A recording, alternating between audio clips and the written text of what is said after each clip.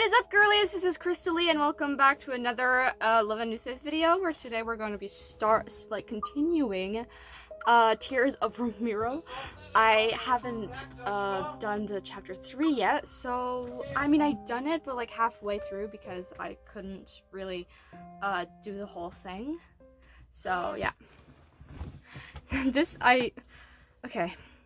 Hawkernet and his henchmen are imprisoned in a water cage that's under a waterfall. They've received my thorough care. Yeah, definitely. I bet they're be getting beaten all day. I don't know what Raphael. I don't know that. Wait. What? No. Wait. I know that Raphael didn't spare Hawkern just to let me have my revenge. For him, Hawkern might have some value. I tried to ask him about it, but Raphael wouldn't give me an answer. As the heir to the previous Castellan, I become the new ruler of Romirro. Unexpectedly, some rumors begin to spread throughout the city.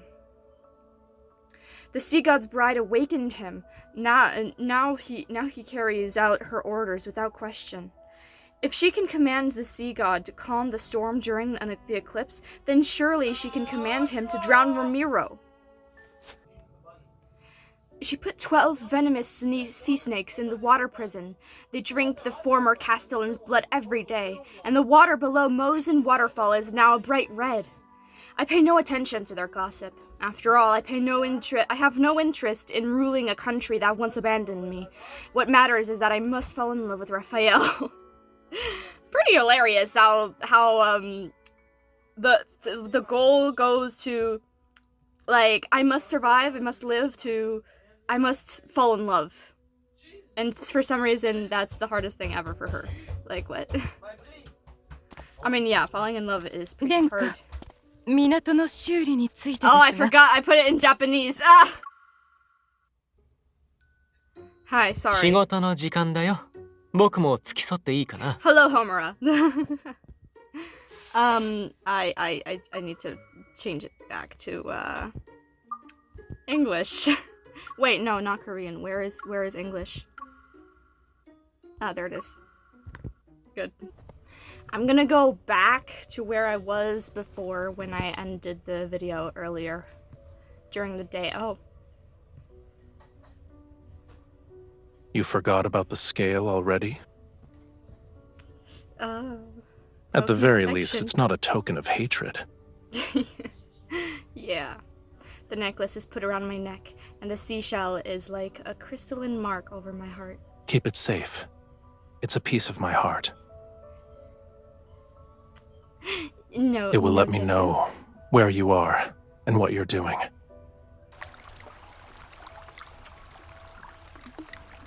I can only imagine him just... Oh, I love him so much. Oh my gosh.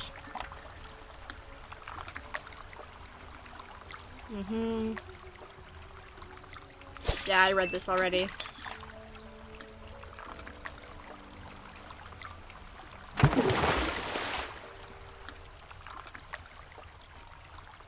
Somebody grabs my wrist. Okay. It's impolite to enter my bedchamber without greeting me first. Okay. Yeah, I'm definitely in your bedchamber, and I'm definitely not staring. Yes, yeah.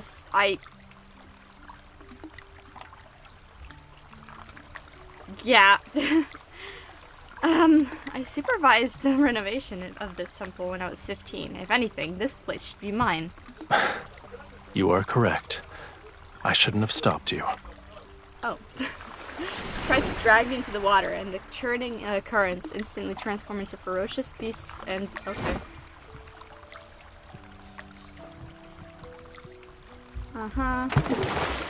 It's cold. Yes, and you could have avoided this. I was afraid you'd vanish again when I wasn't looking. How are we supposed to learn more about each other and fall in love if you're not here? Is clinging to me like an octopus part of your plan to fall in love with me? I'm very clingy. Wait. Cuddling can be used to gain affection, but there's also another reason. A cold water droplet slides across the tip of my nose, and I sneeze multiple times. Please. Why are you so delicate? I need someone to take care of me. The water in your bedchamber is too cold. Why is it freezing? Is there a problem? Only humans have a habit of parboiling themselves. Parboiling? It's called taking a hot bath. Achoo! Usually I'm better at pretending to do sneezing and coughing, but right now I'm too bored. Wait, I remember we weren't onto here and fall in love. I whatever. never believed an intangible emotion such as love could serve a purpose. Oh, he's so hot. Oh my gosh, it's so much better without the animation being so slow. And he's so mwah. Anyway, it's not burning me, and it's warm. Are you no longer afraid? How can I be? He creates several more spheres and I'm only following the tome's revelations because I don't have an alternative. I won't fall in love with you. It doesn't matter how close you get. Don't worry. I'm just trying to survive. Don't misunderstand. Don't misunderstand. And think I'd actually have feelings for you. I play with the ball of fire in my hands and toss it around. The dancing flame casts a softness across Raphael's face that doesn't suit him. Please, come on. This scene made me feel a little bit rejected, okay? It's like, bro, like, why won't you fall in love with me, Raphael? You did it in the past. You were falling in love with me in the past. Why can't you love me now? These aren't gifts. C'est pas moi qui ai mangé toutes les hot dogs. Il y en avait 2 autres qui restaient. Puis, ben, je sais pas où ce qu'ils étaient. Je les ai mis dans le fridge. Puis après ça, je sais plus où ce qu'ils sont. Ben, j'ai checké dans le fridge, puis je pouvais pas les trouver. Anyway. They're displays of submission for the sake of self-preservation. They despise you, and then they coddle you like a babe in swaddling clothes. Faith, devotion, all of it is hypocrisy. You made both, sister. Anyway, you don't seem furious, though. And you've entertained yourself by skipping those silver leaves. Why should I be angry? They belong to you. Keep what you like and throw away the gifts you dislike. I'm not interested in insincere offerings. Well, I have something that should interest you. I walked into the home and retrieved the Romirro staff, and it used to be yours. You can skip through this. You are its rightful owner. Thank you. It belongs. Oh, wait, I can see what what if I say I don't remember that? I don't remember that. What a coincidence. I don't remember it happening either. Perchance it was before my long slumber, or it happened in a more distant past. This happens after the part with God of Tides. I'm so happy I got that memories. I'm so happy I got his myth memories, because if I did not have his myth memories, I wouldn't have gotten it's of no through significance. It is of significance. Stuff feels heavy. Okay. Why would you give me such a precious I'm not stuff? sure. Maybe it's because I liked you. Oh my gosh. Maybe my expression was too incredulous, and because he stops laughing. You don't want us to be smitten with each other? If anything, you don't seem all too pleased with the fact that I liked you before. He's acting like those guys that go like, "Oh, you don't like me? Well, I never liked you anyway." And then he cries about it later. I just can't imagine you genuinely falling in love with a human. If we truly had feelings for each other in the past, then falling in love again might not be so difficult. What should I fall in love with, though? If I only admire his appearance, then we'd have an unstable foundation. Your thoughts are impolite, I presume. Impolite is an understatement. I mean, you're... Anyway. I was thinking about the god I'm supposed to fall in love with, and Lala, please skip through this. It's I'm not at the difficult part for when you to they're- discover what kind of god I am. Yeah, let's go see the other statue thingies that we were at the the forest thing. Where is it? Where is it? There it is. Now we were at the part, I don't know what part we were at. Ankles, seashell, yep, I remember this, Why can't we just skip through this part? I don't know. Ah! Hello. Boo! I heard you breathing earlier. Who do you think you're trying to scare, mortal? You brought me here in the middle of the night just so I could watch you build a house? Correct. Come closer. I love how he's... You're in the way. But then... His blood surged to form the oceans. His scales transformed into the stars above. His bones became the whales who bore the sun disk, the moon clams that measure time, the coral bridges that lead to the netherworld. That's a creation myth of how the sea god founded Lemuria. Are these the ruins connected to the sea god? This place is part of the Island of Songs. Island of Songs. Oh, goodness gracious. I remember that from Abyss Walker. Very sad place, you know? Very, very sad place, because you know what? It's the place where MC lost all her memories of Raphael in her past life, and lost the bond in general. It preserved Lemuria's history, as well as the important chronicles of every sea god. The sea god you want to learn about is here. These are all the stories about the sea god, but they're not the story of Raphael. There's no difference. Yes, there is. One day, I will become another sea god who's depicted here. The name Raphael shall be forgotten. Oh. He tilts his head back as if he's using somewhat real yet illusory fragments to search for pieces of his memories. That doesn't sound like a good thing. Yet you want me to get my powers back, so I can ascend and become a true sea god. You're not wrong. The flowing water gradually disperses, and the shrine crumbles apart once again. What about you? After you regain your powers, what do you want to do? I'll start with finding the person who sealed me away at the bottom of the sea. The flames of vengeance burn bright, I guess. Do you remember who it was? I will eventually. Empathetic, I nod. I know what it feels like to lose your freedom. You were sealed away for so long. You must really hate that person. I feel the same way about the people that sealed me away. It's the reason why I could not date anyone during that times of my teenagehood. Practically sealed away and being bullied every day. They aren't even worthy of my rancor.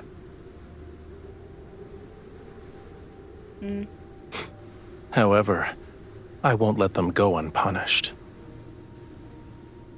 He glances at the moon before walking into the dense forest. I hurriedly catch up to him. There's one thing I still don't understand. You forgot who sealed you away. How do you know that I can break your seal? You are the sea god's bride. You're the only one I would choose. And you were the only person I could sense when I was sealed away. Yeah.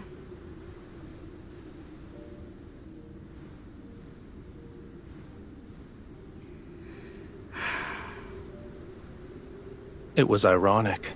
I first heard your voice as you slandered me. What? You said the tome was worthless since it couldn't find the sea god. However, it somehow revealed the location of his bride, so you were captured and forced to suffer. You said I abandoned my bride, played with whatever caught my fancy, and questioned how I could be the sea god. You claimed I was worse than a sea cucumber. I said that twice. Also, no, shut up. You're making up What nonsense! I never insulted you! I argue while frantically trying to think. However, I have insulted him a few times. I eventually realized that when you talked to yourself or slandered me, it meant you were in good spirits. And if there were days when you were very quiet, I could also guess what you were going through.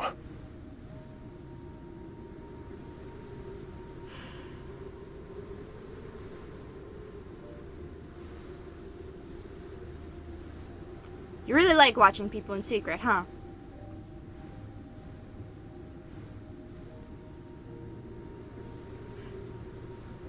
That's an incorrect assumption. I only see you.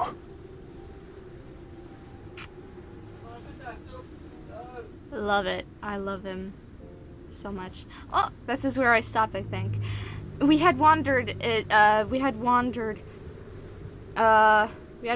to the shore without realizing it. Moonlight casts a shimmering glow across the sea's surface. Blurry, distant stars sparkle where the ocean meets the sky. His beautiful hair, my goodness. It's glowing. What is it? Oh. It's to stop you from jumping into the water and vanishing again. Holding my hand won't be enough. If you keep disappearing, it'll be hard for me to fall in love with you. Should you at least tell me what you're doing and where you're going? Would you like to accompany me this time? Yes. He raises his hand, and the moonlight condenses into a strand of silver thread at his fingertips. Then it descends onto the sea's surface. Every stream immediately becomes visible in the water's reflection. They follow the moonlight coil around his cupped hand and dance. The perfect opportunity is right in front of you. He releases the strand of moonlight and makes a gesture with his hand that resembles a flying bird. He whistles and the sound lingers. Then an enormous white skeleton rises from the sea. Is it a whale? It reminds me of a fish with large fins. The creature swiftly cuts through the sea mist and appears before me. Are you scared? No. Don't underestimate me. But as soon as I step forward, I find myself at a loss. I'm unsure how to approach this skeletal creature.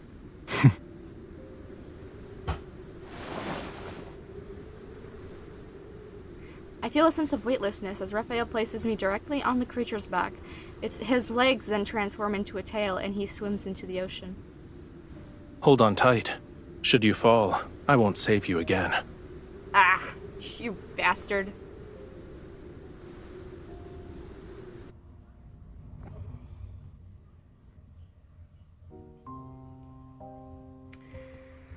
Okay, chapter 4. Now it's time. Now we're getting serious. Now we're getting good. Huh? Never mind. Raphael swims through the inky black water. A silvery light breaks through the pearl and breaks into pearls that flow along his tail. Close behind is the skeletal creature that's carrying me. Is your friend, Raphael? Despite being nothing but bones, it tried to eat me when we first met. Is that what friends do?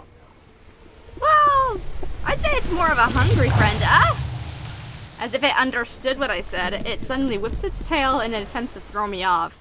I quickly grab onto what was once its dorsal fin. The Fantasia shark is very temperamental.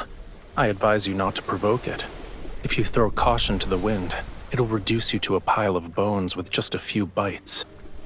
Oh, it's a shark! Its species died along with Lemuria. I have no idea where this one came from. Could it actually be your friend? From before you went to sleep, I mean? The Fantasia shark raises its head and makes an almost inaudible sound. Then it quietly swims closer to Raphael. Maybe. I caught glimpses of its shadow in Whale Fall City. According to the legends, it was the most magnificent and beautiful place in all of Lemuria. Sorrow and suffering don't exist there. Humans and their myths have never shied away from exaggeration. I don't remember what Whale Fall City looked like. Only when the sea god's power is restored can all slumbering Lemurians be awakened. And then, Whalefall City shall return to this world. Oh, so if we die, then all of Lemuria is revived. That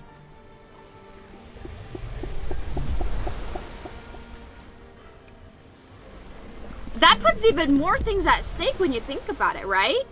Oh my gosh, I need to close the door real quick. Hold on a second. Alright, so, like, basically, this is really important. Because this means that in the main story, too, wouldn't this mean that if we die, then all of Lemuria, everything there, right, will be revived? Not only the oceans, but the people in Lemuria, too. That is big. That's good. You have a homeland worth longing for. You're implying that yours isn't. It abandoned me first. Not wanting to continue this conversation, I pretend to admire the Fantasia shark. After a moment, an idea appears in my mind. Raphael, come here. I want to give you a gift. But just so you're aware, I haven't done this in a long time. It might not work. I should keep my expectations low then? Despite saying that, he raises his hand and uses the raising waves to sit down beside me. I take a deep breath, concentrate on the palm of my hand, and gently place it on the Fantasia shark's head. Oh, we're resonating. In the darkness, the faint power slowly awakens. It consciously moves toward me bit by bit. I relax my breathing and try to become part of that power. I capture every subtle change. I can sense it. A gentle radiance spread from the Fantasia shark's layers of blue tint in seawater and faintly revealed the silhouette of the city.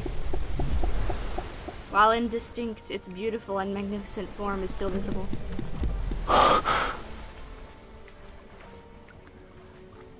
I thought this Fantasia shark missed Whalefall City too, so I tried to resonate with it. Did that bring back any memories?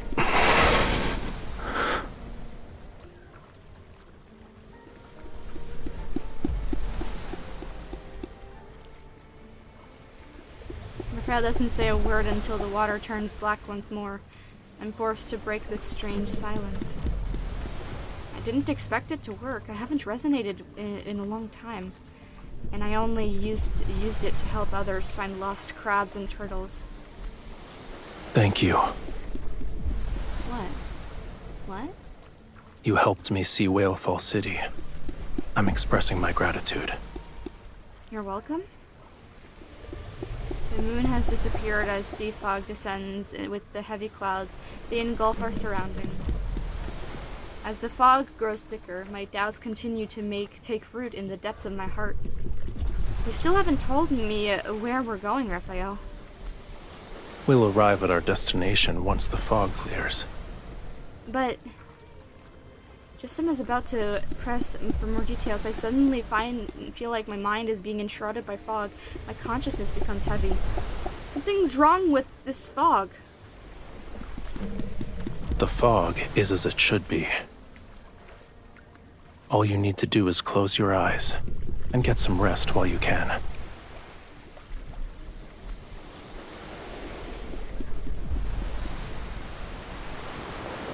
Why did I fall asleep? Did you get enough rest? How long was I asleep? Wait, where am I? The surrounding seawater surges violently. It rushes with the force of 1,000 avalanches toward a massive oceanic abyss. It's like a crack between heaven and earth. It seems as if the entire ocean is about to collapse. The thunderous roar is so deafening that it makes my ears hurt, and a sense of foreboding washes over me. Raphael, please don't tell me we're going there. I thought you were eager to help me get my powers back. This is what the Tome of the Sea God means by combat the treacherous tides. Now I understand what he meant when he said opportunity. Is it too late for me to change my mind? What do you think? I sigh. I resign myself to my fate as I hold him tightly, close my eyes, and allow him to take me to the bottomless oceanic abyss.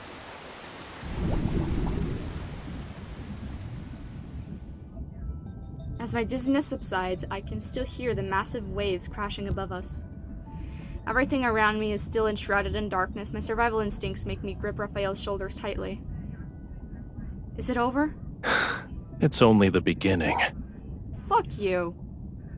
Sorry. He holds me close as we begin swimming toward the greater depths. After what feels like an eternity, our feet finally touch the flat seabed. Ah? Dark blue flames ignite one after another in the distance. They move in our direction and reveal an ancient, magnificent plaza. In the center stands a stone gate with multiple heavy chains. Each one extends to a tall stone statue that anchors in its place. Okay. The Lemurians have a lot of ruins. This is the sea god's tomb. Oh. Each stone statue below represents a sea god who has perished. Oh, do they look like you? I hope you didn't bring me here just so we can be buried together. Don't worry. That day is still tens of thousands of years away. Oh! Yeah, 30,000 years to be exact. Maybe even more. He shoots lightning from his fingertip and it hits one of the guardian statues. Why Stop are you... pretending. I know you can hear me. Young sea god, I've already told you. Oh. The bond's mark that is etched into your soul is never complete. You cannot enter the sea god's tomb, let alone reforge the Tidebreaker trident. I've already brought the owner of that mark. Even when I'm pushed forward, I'm still trying to figure out what this bond mark is. If we're together, wouldn't that make it complete? You are correct. The statue slowly turns toward me. To awaken the sea god, you must traverse the 33 levels of the sea god's tomb to reach its depths, and to offer the Tidebreaker trident on the altar. Once the trial is complete, you can reclaim the sea god's power. And? Combining Raphael's words with the statues, I realize what's happening. There are statues representing the past sea gods in each level of the tomb. Does that mean we need to defeat all of them? Then you'll be able to complete the trial and regain your powers. Are you scared? No. I'm not. Dying here is no different from dying in Romirro. If we succeed, my chances of living a long life will increase. Take back those pessimistic words. It's not if we succeed. It's when we succeed. Leave everything to me. You just have to do one thing. Resonate. Don't die. Oh, easy, I guess? Or why not just resonate? The Tidebreaker trident materializes in Raphael's hand as he walks to the stone gate. I take a deep breath and summon a silver sword. Let's begin. Oh, wanderers appear then. Stone statues slowly pull away the heavy chains. Layer upon layer of seals are released into one another, and the seabed begins to shake violently. The key to passing this trial isn't to defeat the statues. Huh?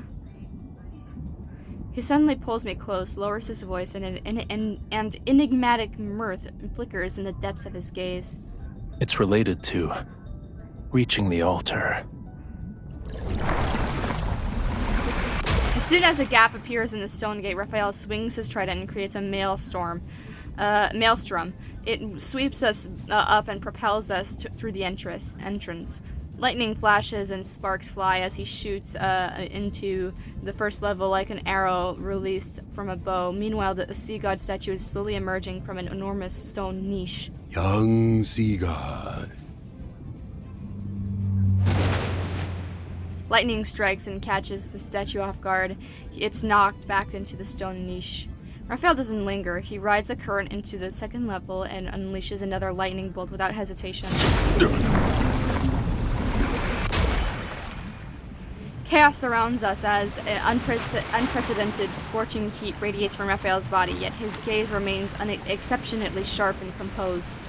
The stone statues are either knocked back before they can fully emerge, or slow in their hopeless pursuit of us. Duck! I swing my sword and cut down several coral arrows flying toward us, only to, like a blazing flame, Raphael turns to the sea god's tomb upside down. What the hell? He turns to the sea god tomb upside down. He reaches the altar in just a few seconds. Done. Done. With lightning speed, he unleashes the Tidebreaker Trident, and a radiant brilliance akin to daylight fills the sea god's tomb. What is the meaning of this? Why is the latest incarnation of the sea god so disrespectful? He's always been this way. I mean, he's always been disrespectful to his elders. I mean, come on. To Elder Amunds, to all the other, to Thomas. I mean, seriously. He's always been this way. Always been. The only time he's ever been not disrespectful to Elder Amund was probably during Abysswalker, when he was definitely at his lowest. Well done. A young god should have a young god's vitality. This won't do. We need to add a new rule. Shortcuts are not allowed. Otherwise, my ancient stones will crumble to pieces. Wait, will he become a stone as well if he... How is it over already? I finally got a chance to stretch my muscles, but I haven't even made my grand entrance yet. The Whale Rider, Sea God. The surrounding claymore fades. Hazy, are you freaking kidding me? Hey, yo. The claymore fades. Hazy threads of light gradually wrap around themselves around my and Raphael's hands. We make a great He team. who desires to ascend to true godhood, the deep sea shall inscribe your name. I shall cleanse thy body, temper thy weapons, and restore thy lost memories. Oh, if she restores Raphael's memories, oh no, he is going to fall in. He's going to become infatuated, bro. Accompanied by mysterious chanting, a warm power surrounds me. Something reminiscent of flowing sand surges before my eyes as a familiar voice resounds in my ears. Who is it? Oh. In Lemuria, a bond best represents an everlasting vow and oath. When you offer the sincerest form of worship from the depths of your soul, my soul will be branded with your mark. I will be unable to defy you. And once a bond is formed, it shall never disappear. No matter where you are or what form you take, I will always be able to find you and recognize you.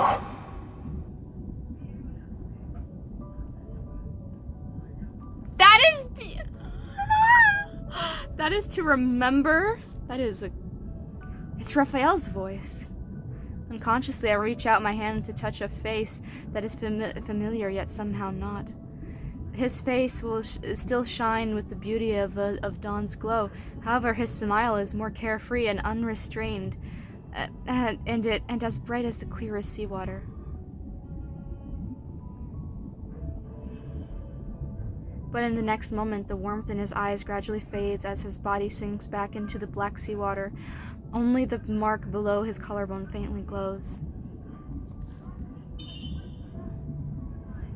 In the Lemurian covenant, I promised you. What did you promise? I'm willing to give you my heart. My sincerest form of worship. I will bear your mark. I'm willing To have your very being engraved onto my soul. In a trance-like state, I hear myself say unfamiliar vows, yet every word seems to come from the depths of my heart. I gave you my heart. He takes my hand and places it against the glowing mark. Everything is clear to me. Before you fell into a deep slumber, we had formed a Lemurian covenant. That's why I'm the bride of the sea god. Those threads of light gradually melt away. The seawater is cold again, and the atmosphere is somewhat awkward. A Lemurian covenant can only be forged when both parties are willing. So, you voluntarily became my bride. It had nothing to do with the Tome of the Sea God. Don't forget to apologize to it after we get back. I realize he's teasing me about the time I called the tome worthless. My ears burn with embarrassment as I clear my throat.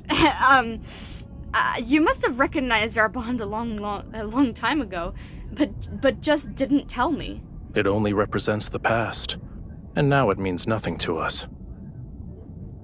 The tempered tidebreaker trident returns to his hand. Raphael turns around, his tail emanating a more vivid and sharp radiance. Within his body, a portion of the sea god's power has been awakened.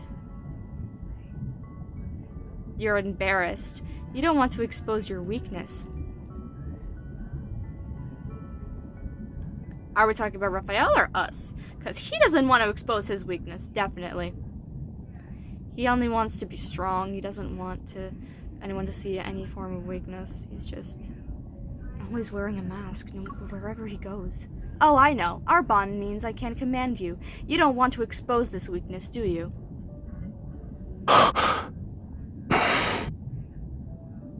In that case, I should carefully consider the best way to utilize it. He ignores my provocation and grabs my arm to swim upward, but then he stops. You're hurt. Huh? I follow his gaze to look at my back, but I don't see anything and don't feel any pain. It's just a minor wound. It's not. You need to return to Romirro immediately.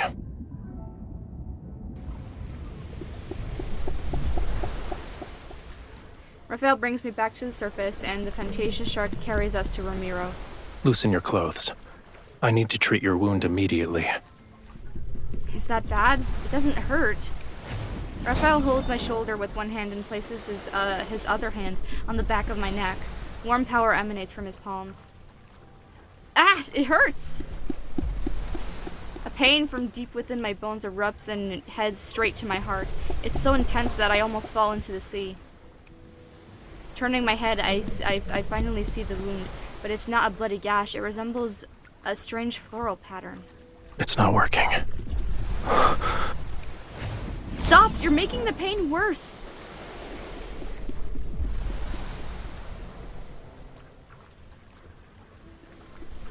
Yet long after Raphael stops, the pain doesn't subside. I break into a cold sweat and the drops reach my eyes. They trigger another kind of sharp pain. Hang in there. Once the fog clears, you'll feel better. Raphael, I need a favor. I groggily lift my eyelids as I rest on his lap. There are rumors. They say the sea god's song can enchant people's hearts and make them lose themselves in illusions. Could you possibly... Don't believe baseless rumors anymore. Can't you try? I'll use our bond and...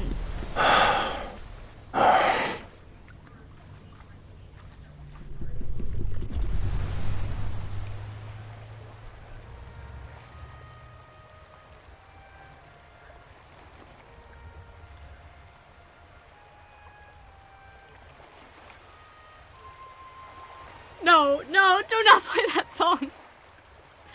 A melody is played on the flute. It flows across the rippling, glittering sea and gently falls into my ears. It's unfamiliar yet captivating. As it guides me, I descend into a magnificent dream. I try to memorize every note as it flows. I don't acknowledge the pain anymore. Guided by the rhythmic sound of the waves and in this melody, I slowly close my eyes once again.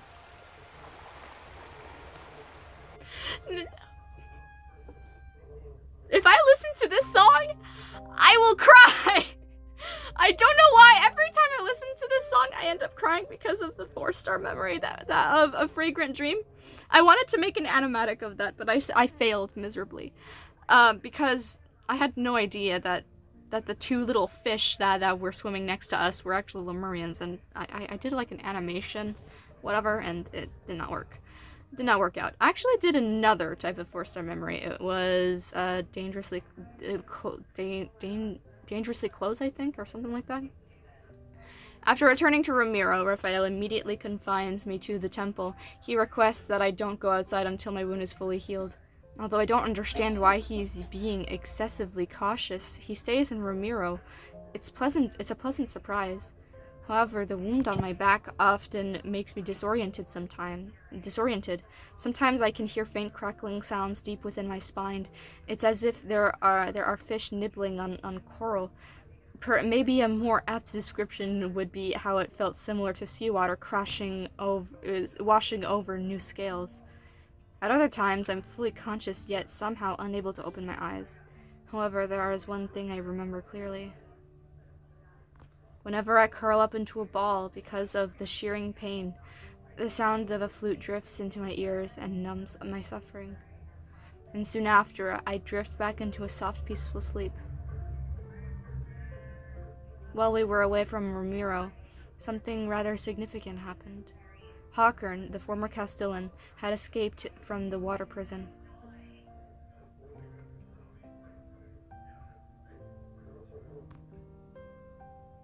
We've already dispatched a group to search the entire city.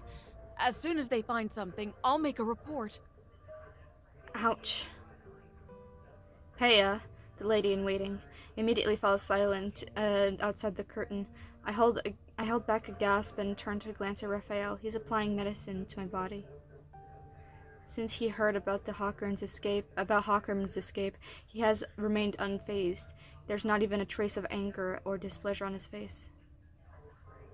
I'll deal with this myself. Call back the people you've sent out. There's no need to search anymore. Yes, Your Highness. When I wave my hand, Peya quickly retreats as if she'd just been pardoned from execution. You let him escape. Beasts of the deep only bare their real fangs when facing death. Humans are no exception. Making him believe he still has a glimmer of hope will force him to reveal his plans. Aren't you afraid he might have a secret weapon? You should be prioritizing your health. He applies the slight pressure with his hand. I subconsciously try to pull away from the pain, but he grabs my shoulder and presses me back onto the bed. This ointment is made from gold feather algae. It's the best medicine for wounds in Lemuria. Yeah, but I don't even know what it is. Stay still if you want to be hale and hearty again. Then be gentler. I am being gentle. Are human bodies so fragile that they can't withstand a tiny amount of pressure? Yes. Yet he still lightens his touch as he applies the medicine, his cool fingers gliding down along my spine. I could call for that lady in waiting and have her take care of you instead. Nope. Only want you. No, you're doing well. I like it when you look after me. His face betrays nothing. However, in the dim lighting, I notice the tiny scales rising subtly above on his neck. I see. He likes being praised. Oh, praising kink. I quietly take note of this small discovery. He's got a praising kink. Oh, I should call him a good boy. Oh, he's got a praise kink. Raphael's got a praising kink. Girly, he's got a praising kink. Oh my god. That night I develop a fever again. It often happens during these past few days. Raphael says this means my wound is healing, but feeling dizzy with a parched throat is still a miserable experience. Raphael, could you lend me your tail to cool down again? No. We agreed that last night would be the last time. Through the translucent curtains, I can see him lazily soaking in the pool, his tail creating ripples across the water surface. It's not like I'll do anything. I only want to lean against it for a bit. Whose fever became so severe the last time that she thought she was eating fish. Was I guilty? I closed my mouth. The heat inside my body is still making me miserable. Pretend to be weak. Oh, Raphael, are you still there? I think my ears are ringing. I can't hear your voice anymore. Truly? That's not good. With the splash, Raphael seemingly moves closer. I quickly close my eyes. After a moment, I hear the faint sound of flames burning If metal. your ears are ringing, then the situation is grave. We'll have to make a cut along each ear to let some blood out. Hey, no! No! What do you know? With the whole hey! I quickly sit up and grab the small knife that Raphael is holding over the candle's flame. You're done with your jest? It's not a good habit to give up halfway. Ayo! Come on. No. You... Ruffy. But in the end, he gives in. His tail is cool to the touch as I rest my head on it, and I meet his lowered gaze. How much longer do I have to wait for my wound to heal? You'll make a full recovery soon. The mirror beside me reflects a flash of red, and I see a floral pattern. It's slowly fading, but it has left behind jagged, frightening marks. The voices I heard have become different. At first, sounds I usually ignore suddenly became louder. Bubbles popping, fingers brushing against surfaces, heartbeats rising and falling. Then the sound of churning seawater becomes increasingly clear in my ears. I can still hear the movements of the tide. Why are you so concerned about this injury? It will make you more like a Lemurian. Your senses become heightened, so you'll be able to hear the call of the most distant oceans and see extraordinarily vibrant colors. We're becoming Lemurian just like in the... Oh my gosh! So this is the past! This is before we became Lemurian. This is before... So this is before Fragrant Dream! This is before Fragrant Dream!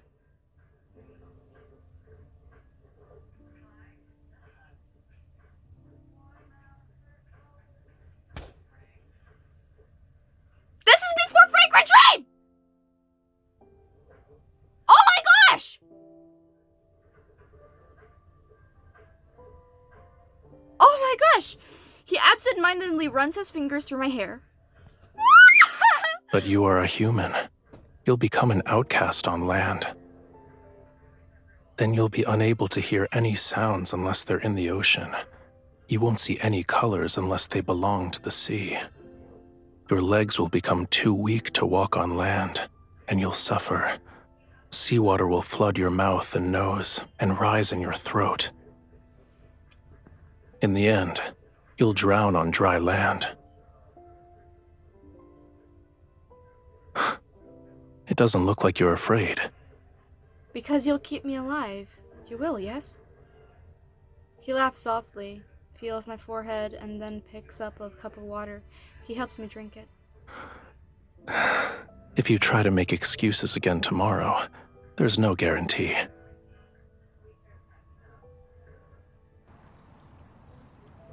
Wait, do we suffer from an illness again? Oh no. Oh no. As I slowly recover, Romirro's short summer arrives. The scent of flowers which had been absent permeates the wind. At night, I climb to the roof of the temple and look at the port.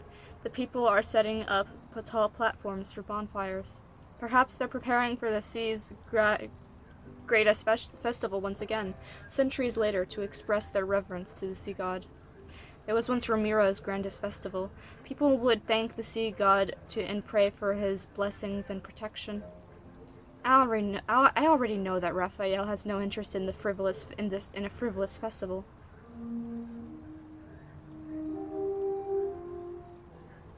You're still injured.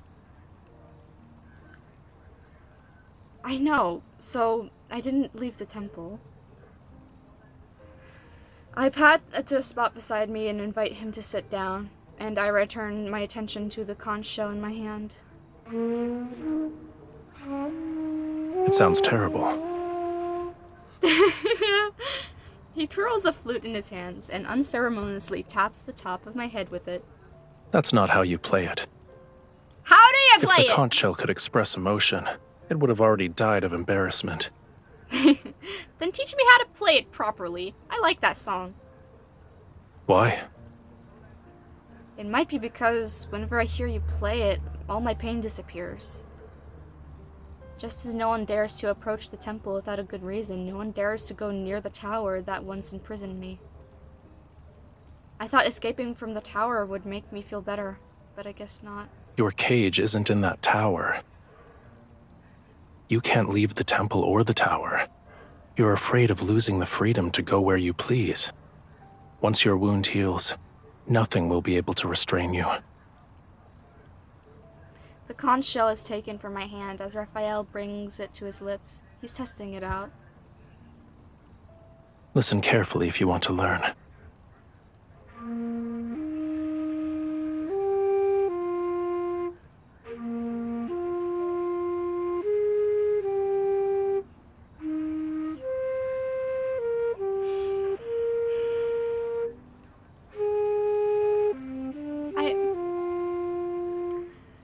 The melodious tune rises and it mingles with the evening breeze and moonlight before floating away.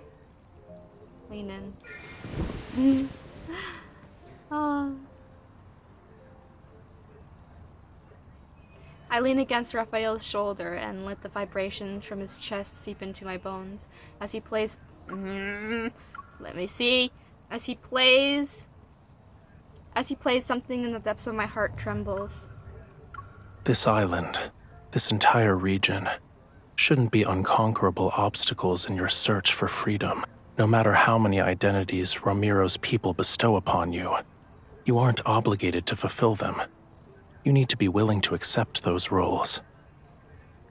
One of those identities is the bride of the sea god. What if I don't want to be her? Then don't be. But I feel a bit reluctant to just let it go. I let out a long sigh and gaze at the lights that extend from around the temple to distant places. I used to love Romirro. I wanted to protect it forever and save it from the prophecy. Unfortunately, it abandoned you. I'm just a tool to the citizens. They believe I will save their lives. Do you want all these people to disappear? If I said I wanted that, would you carry out my wish? If it would make you fall in love with me. I tried to imagine their deaths, but I doubt it will make me happy. What would make you happy then? When I don't respond, he hands me a long scroll. Those ladies in waiting delivered it. I look down and notice several ladies in waiting at the steps of the temple. They meet my gaze and bow nervously. I suppose they want me to preside over the rituals for the first day of the sea's greatest festival. I see. They're representing Romirro in an attempt to win your favor. When the time comes, you'll have to confront many of the people who abandoned you. With apparent playfulness in his eyes, he brushes aside a strand of my hair that the wind has blown across my face. How will you respond? What would you do? If it were me... His fingertip moves down and rests over my trembling heart. I'd ask this heart about what could make it happy.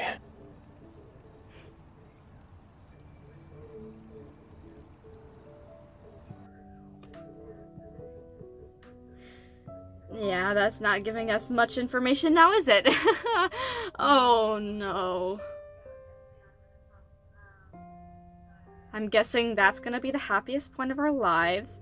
Then after that, there's gonna be another thing that's going to stop that from happening. Then the last chapter is when we cry the best, and then at the end, it's going to be the time where we are crying, and it's just gonna be the after events of the 8th chapter, which is going to be the chapter where we'll cry. Yeah, I know exactly how these things go. That's how they went for all of the other ones. For all the other myths, it was like that.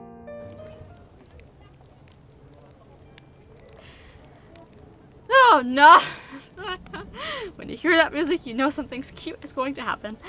With the toss of a torch adorned with flowering vines and seashells onto the bonfire and the rise of dancing flames, the sea's greatest festival officially begins. I descend from the elevated platform by the shore.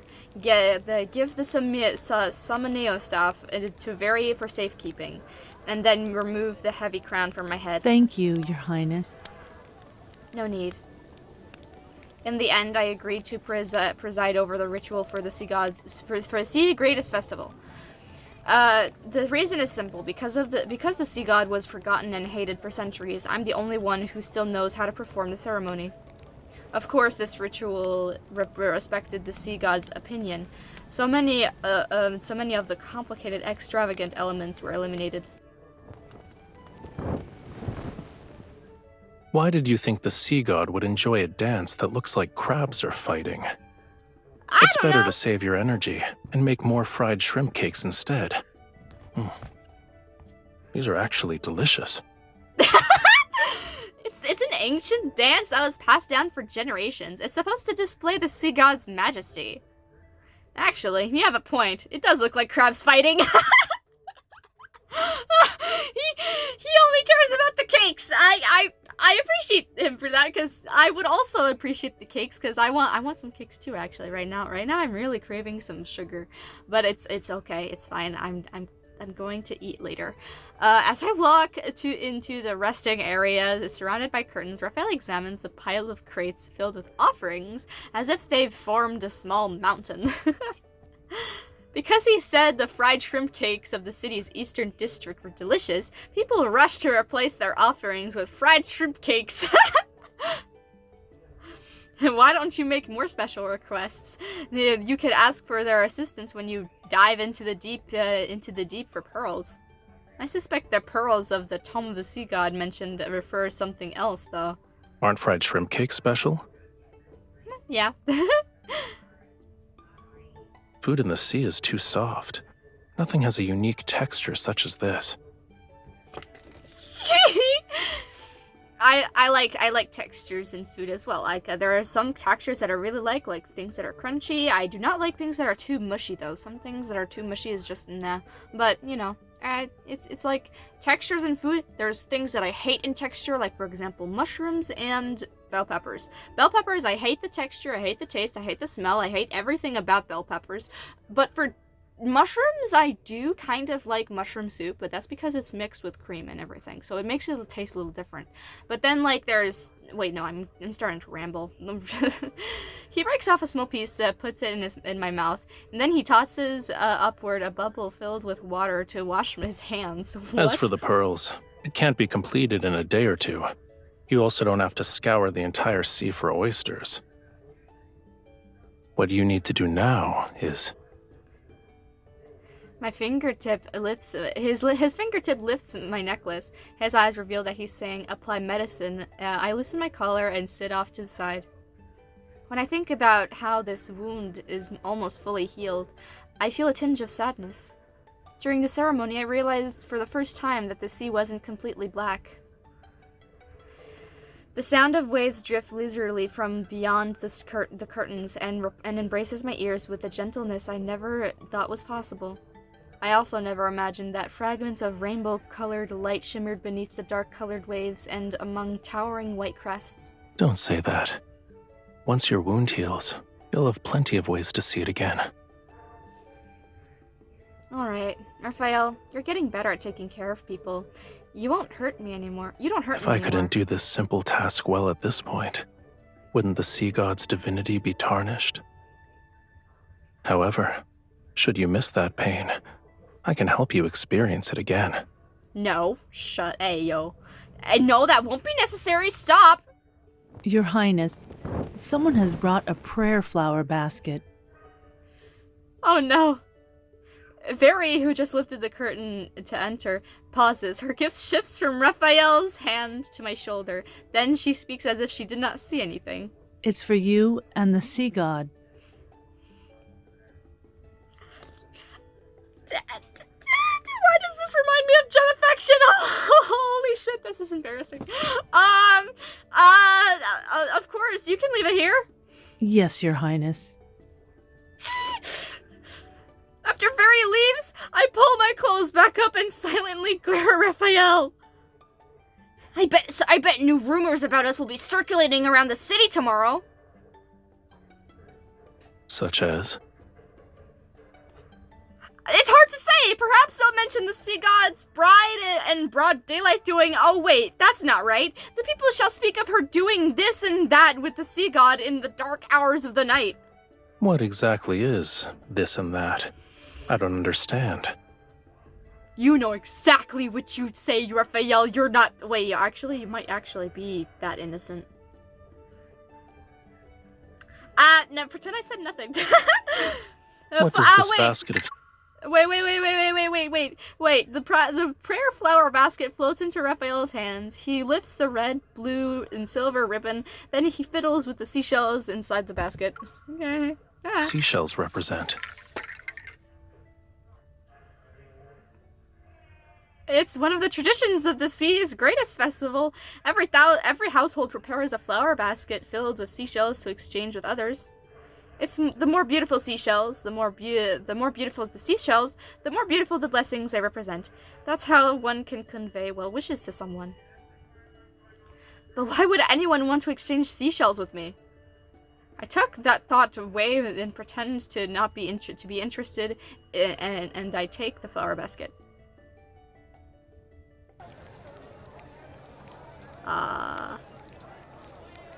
Having changed into lighter clothes, Raphael and I walk along the central streets of the city toward the temple. The moonlight and stars cast a blue glow across the night sky. They're like seawater flowing along the horizon as they rise and fall with the clouds and mist.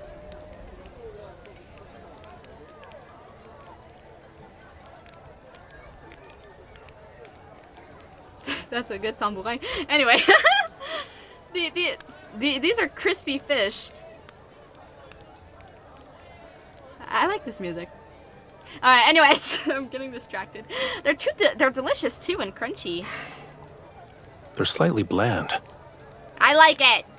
Is that so? Maybe the salty seawater has numbed your tongue. I told you multiple times already. I'm not always drinking seawater because I'm in the ocean. I drop a few coins, ignore the stall owner's somewhat bewildered gaze, and shove a bag of crispy fish into Raphael's hands. A decent number of people recognize us, but we tacitly ignore their gawking. Then did they put up that statue over there? When did they put up that statue over there? I saw craftsmen hammering away at it not too long ago. At the end of the path stands an exquisitely detailed, majestic statue of the sea god. He wields a trident as he stands above the white caps. 1, 2, 3, 4. Your abdomen is well defined. They're putting a lot of effort into flattering you, perchance a little too much. What do you mean? It's a faithful depiction. Wait, let me count them. Let me count them real quick. 1, 2, 3. I don't see 4. You're lying. It's far more accurate compared to the previous sea god statues. The older ones are extremely imposing and masculine. Their beards are longer than their hair. When I heard your voice for the first time, I couldn't believe you were the sea god. You sounded too young. You're not wrong. You saw it yourself in the sea god's tomb. Those sea gods had flowing beards longer than their hair. I take a moment to recall the statues I saw there.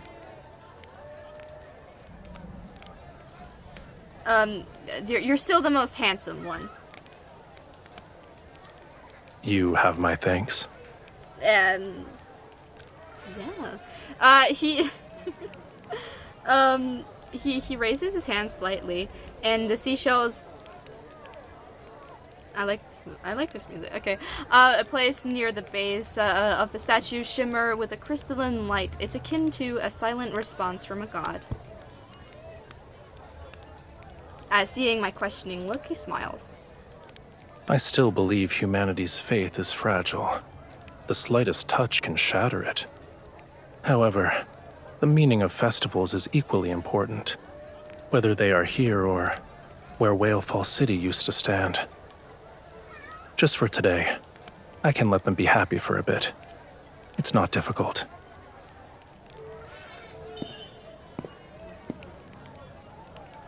I hold his fingertips. Raphael, before you fall asleep, you must have been a likable sea god. Even though you've lost your memories, you still long for Whalefall City. You want to awaken all the Lemurians and bring them back to their homeland. Making unfounded judgments like this is usually a dangerous sign. Who says I'm unfounded? On a small scale, you dislike human worship, and yet you respond to their wishes. On a larger scale, you saved everyone during the lunar eclipse, despite the fact that they hated and insulted you. And most importantly, I loved you once. It was enough to forge a covenant with you. At least that proves you're worthy of affection. You're worthy of being loved. Ahem. Now it's my turn. Now it's your turn.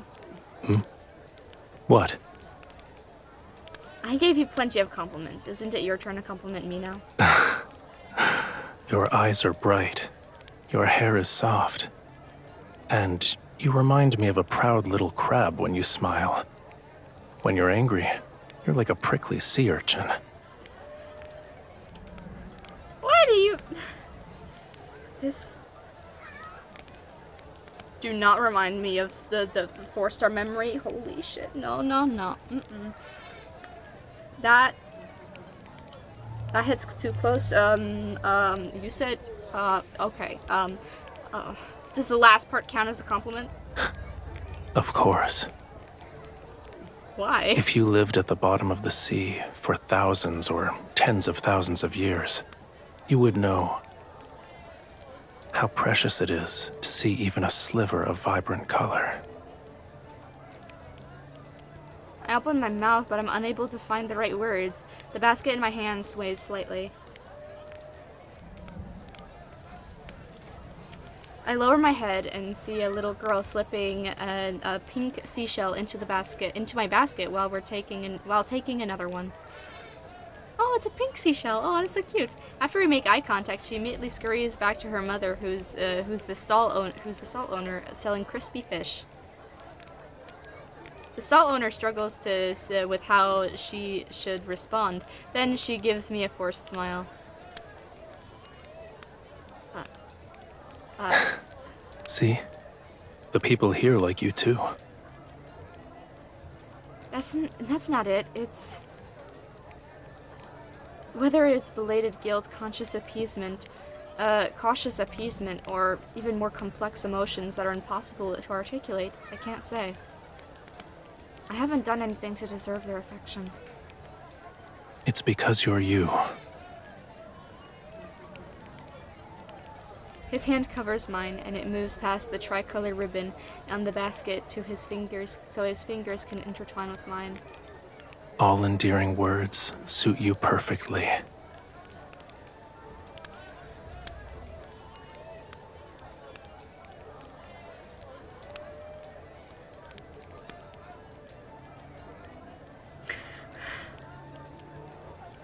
I knew this was going to be the moment of the happiest moment of their lives chapter, but oh god, it's getting to me.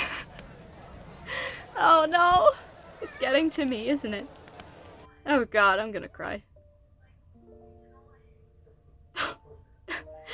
By the time we return to the temple, there are a few more colorful seashells in my basket.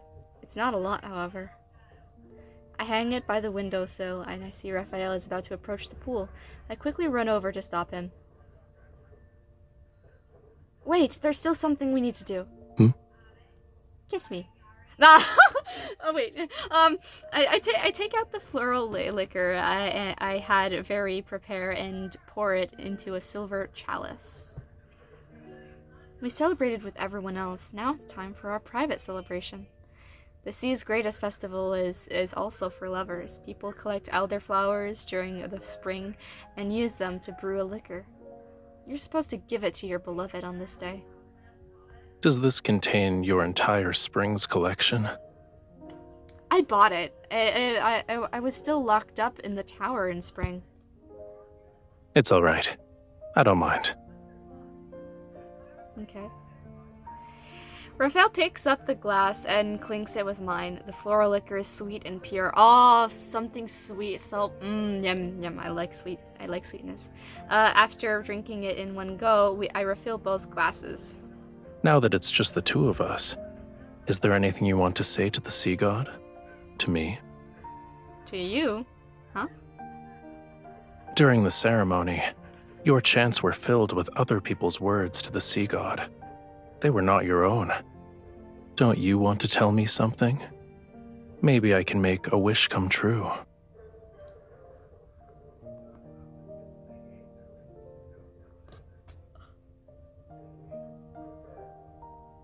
Oh my goodness, there's 3. Oh! I wish you could fall in love with me soon. I hope you'll succeed in your revenge. Don't become the sea god.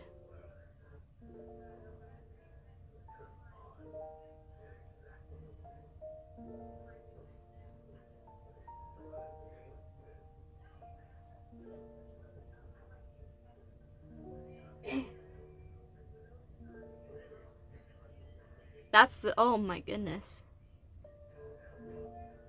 Which one would I choose?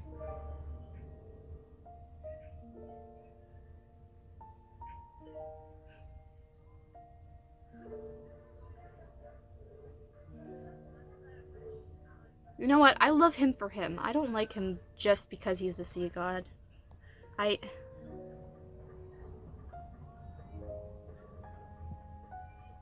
But what would happen if...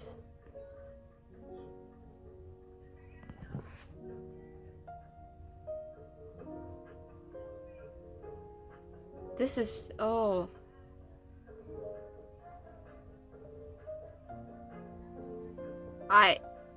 This is... Oh my goodness, this is the hardest decision ever.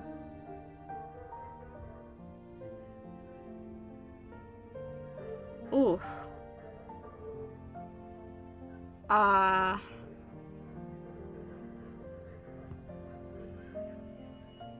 Do I really want to be selfish? No. That's not my... I hope that you succeed in your revenge. Why did you bring that up? I have a feeling you'll be more at peace once you find the person who sealed you away. It's painful to let hatred brew inside you, even if you don't show it. That kind of suffering doesn't disappear. Then let me add something to your wish. I hope that when the day comes, I won't regret it.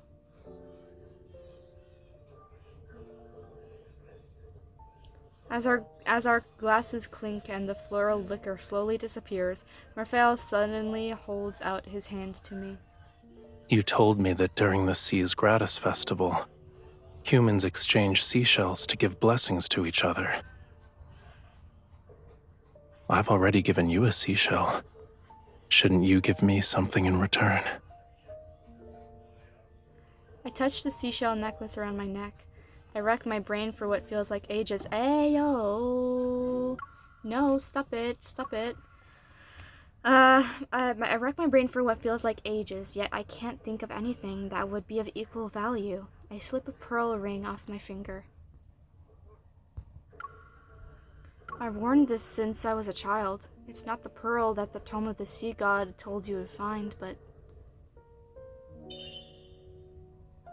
I'll give you a blessing that only belongs to this ring. May all your wishes come true. When that time comes, remember to take me to Whalefall City.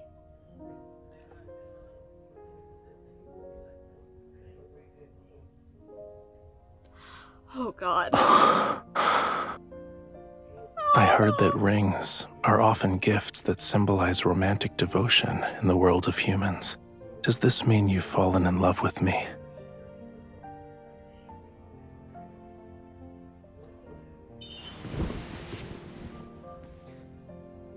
I contemplate his words for a moment before I lean forward and kiss the corner of his lips.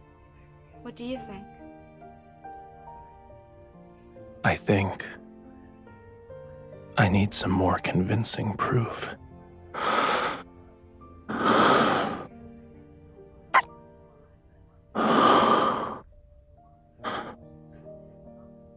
No, this...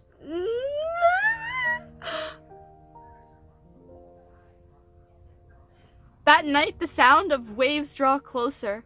Gentle, melodious music mixes with the laughter as Fantasia sharks swim overhead. Vibrant colors burst before my eyes. Oh, they had sex. Why couldn't they just say they had sex, man? Someone reaches out to hold my hand. My veil is lifted, and I'm led toward the light. Then the music, the laughter transform into weeping and screams. All colors fade into dull gray, and the hand that's tightly holding mine gradually turns cold. Seawater engulfs everything. The cold overwhelms the world, and even the last melody played on a flute sinks into deathly silence. But that land still doesn't let go. But that hand still doesn't let go of me.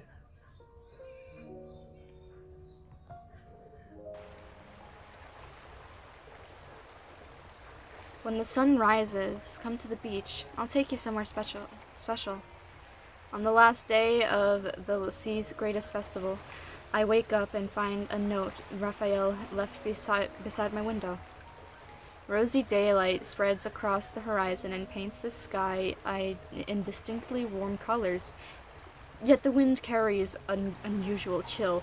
That doesn't look like there's warm colors. That looks like a cloudy, very cloudy place. That looks like Gaspésie when it's on a bad day. There's the smell. It's repulsive. It's a repulsive, fishy stench. I swiftly draw my silver sword to block an attack that was aimed at my heart, yet something akin to sharp claws pierces my shoulder. It's like a coiled tentacle that covered in thistle-like barbs. They dig deeper into my skin while I struggle. It's been a long time, bride of the sea god. Oh, fuck you! Fuck you! Go away!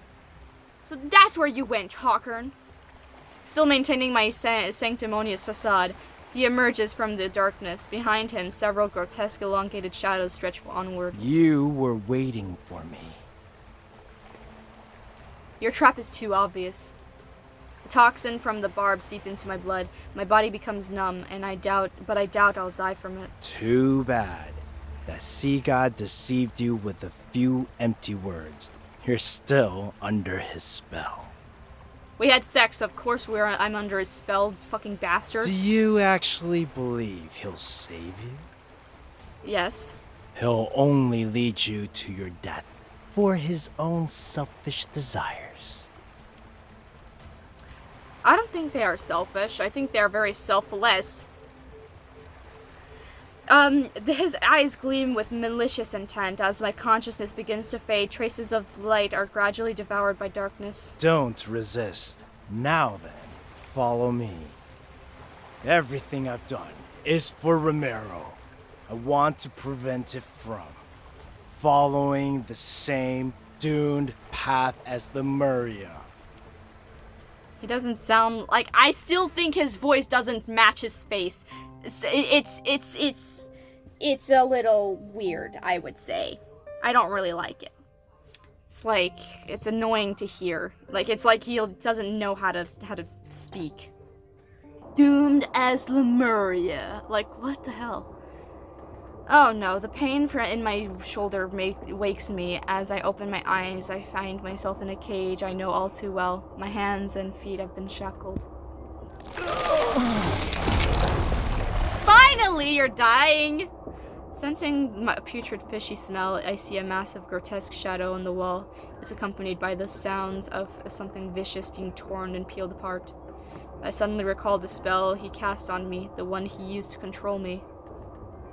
Indeed, it's an ancient curse, but it's far too weak to control my bride.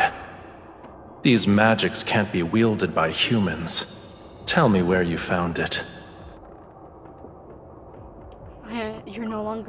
You're no longer human. So what? To save Lemuria, this pain is nothing.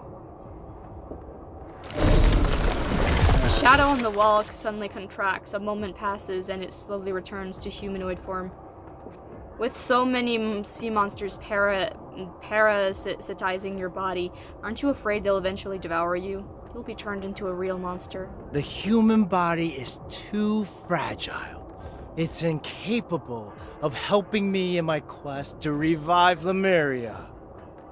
I need a body powerful enough to let me live for thousands of years. Yep, you remind me of the Front of the Tape Project people, la la la. Anyway. But that sea god, he destroyed the body I had painstakingly crafted when he put me in that water prison. He forced me to devour more, and I turned into what you see now. Noticing the countless festering cracks and deformed joints on his hands, I feel nothing but shock and pity. Recalling his talk of Lemuria and the implications of his recent words, a theory forms in my mind. Are you a Lemurian? But you were born and raised in Romirro. Lemuria was destroyed tens of thousands of years. Lemuria was never destroyed! He yanks the chains, and I'm forced to look into his eyes that are filled with ominous darkness. It's sleeping. It's waiting for me. Once I kill that foolish, selfish sea god, I will become Lemuria's new sovereign.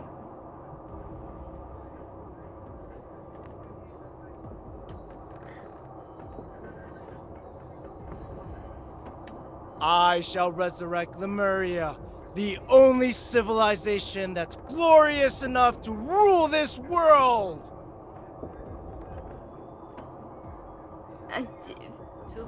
What? Lemurians have no... They don't go into warfare. What the hell? He seems to have lost his mind with his obsessive delusions and hate for Raphael. However, his words aren't complete nonsense. Oh my god.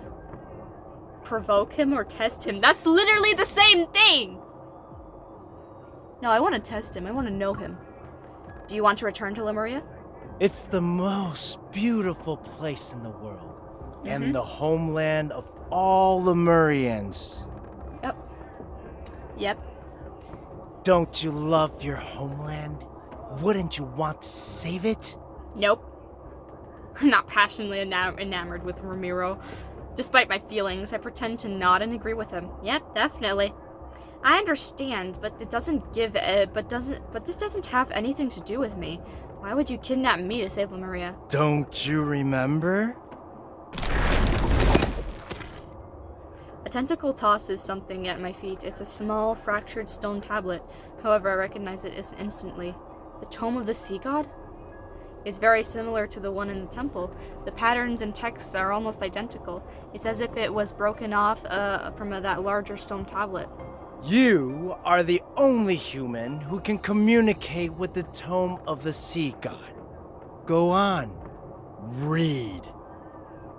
Alright. The blood from my shoulder drips onto the stone tablet, and the blurred text emits a faint golden glow. Find a true love.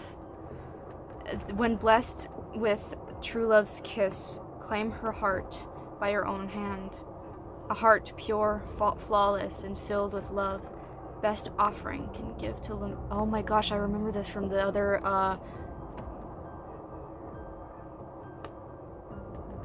I remember this from the God of Tides myth. The prophecy from the Tome of the Sea God that I read, it was incomplete.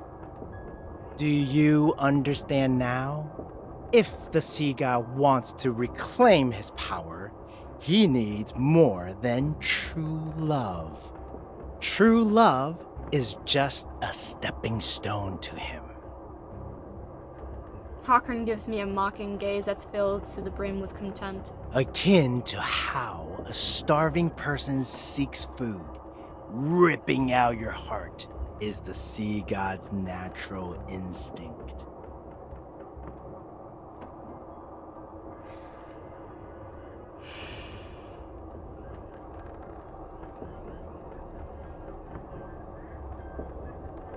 Why are you telling me this? I'm trying to save your life out of the kindness of my heart. And the kindness of your heart. Hakon, I've known you for at least a few hundred years. You can't lie to me. Or do you honestly think I would harm Raphael if I knew that he was going to kill me?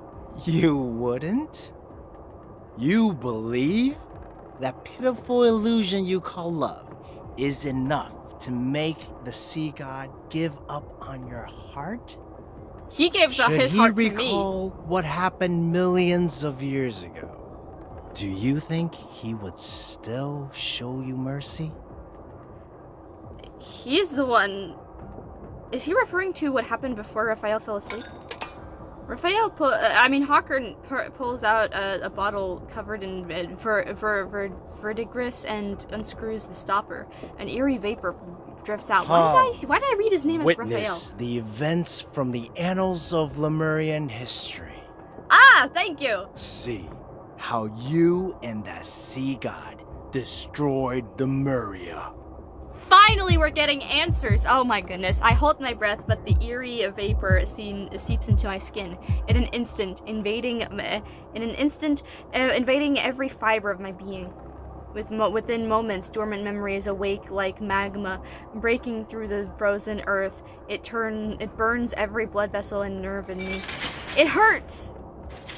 Searing pain tears through my body. My mind is plunged into chaos, yet something gradually comes into focus. Are you willing to be my follower? Raphael.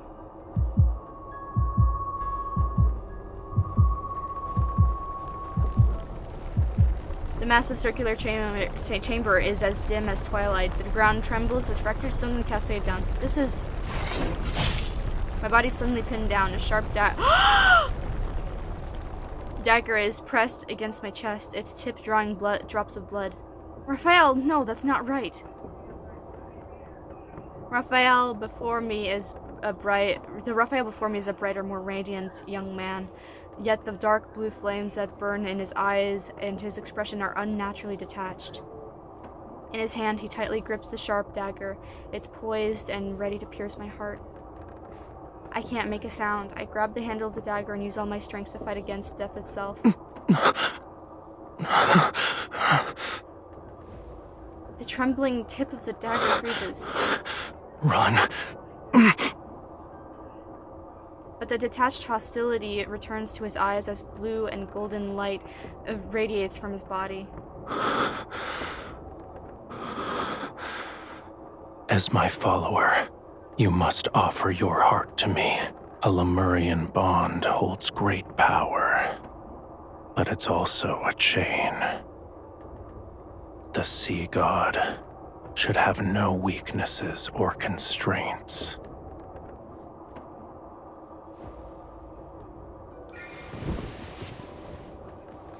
My struggle is futile. The blade sinks deeper into my chest. The blood falls as the pain spreads.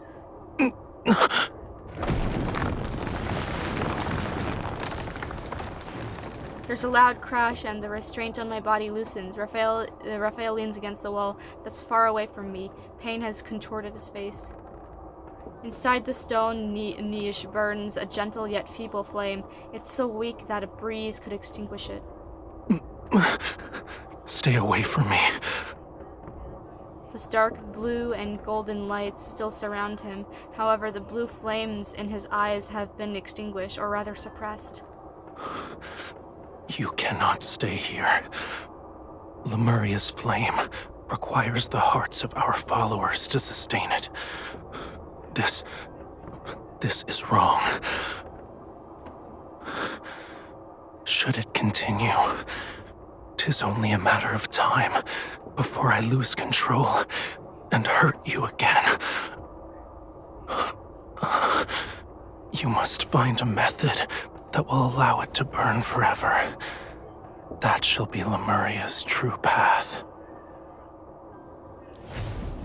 The flame from the niche gently floats to Raphael's fingertips. Then it transforms into countless delicate threads of light that float towards my chest. Shocked, I try to break free, yet I find myself bound by these threads. A strange, warm power flows into my heart. There is a legend. It says the wick of a flame exists in the place where all oceans converge. Find it, and Lemuria will be enveloped in light and endure forevermore. Water currents embrace and carry me out of the temple. From a distance, Raphael gives me a gentle smile.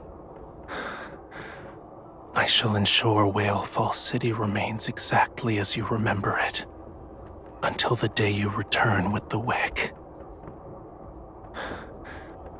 This is my promise to you. For 'tis Lemuria's vow, a bond everlasting.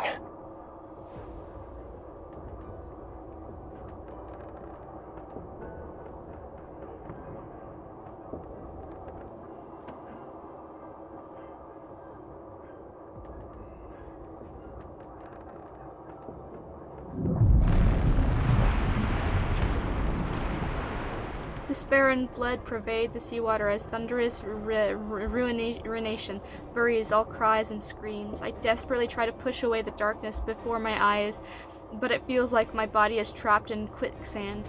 The more I struggle, the more I suffocate. That human deceived you.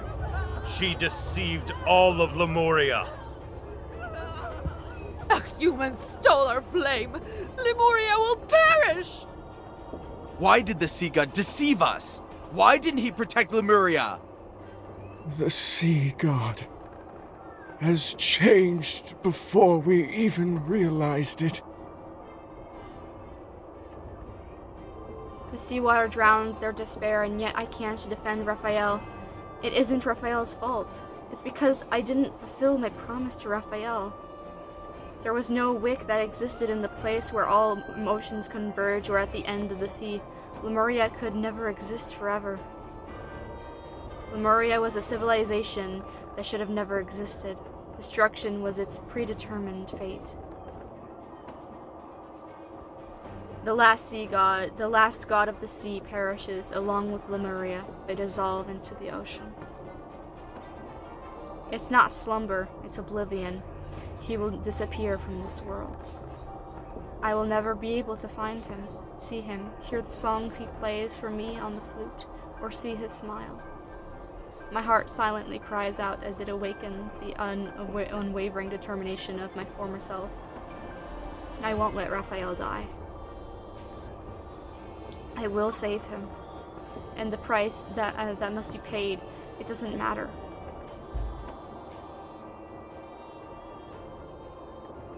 In the violently trembling deep sea, the Summoneo staff I wield ignites. The cold flames illuminate the gaze that's a breath away from mine. Shock, sorrow, anger.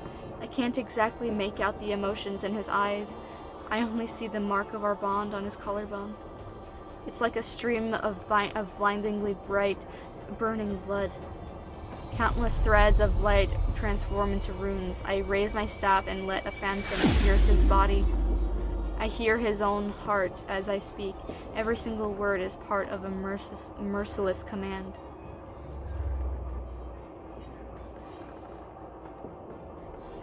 With the power of Lemuria's vow, Raphael, you shall be forever imprisoned here until Lemuria welcomes the opportunity for rebirth.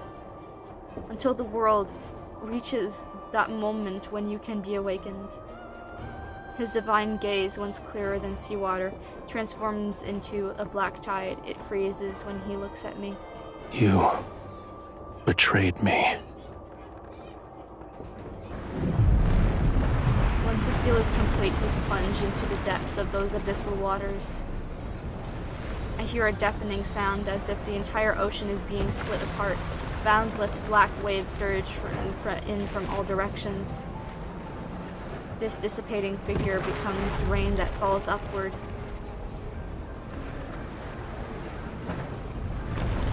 I will cut out your heart with a dagger, Hound, my darling, and in love's name your heart will become my faith. Your body will be washed clean, shine like a pearl. I will care for your heart. I will care for your heart. Till we meet again, and you reclaim it for yourself.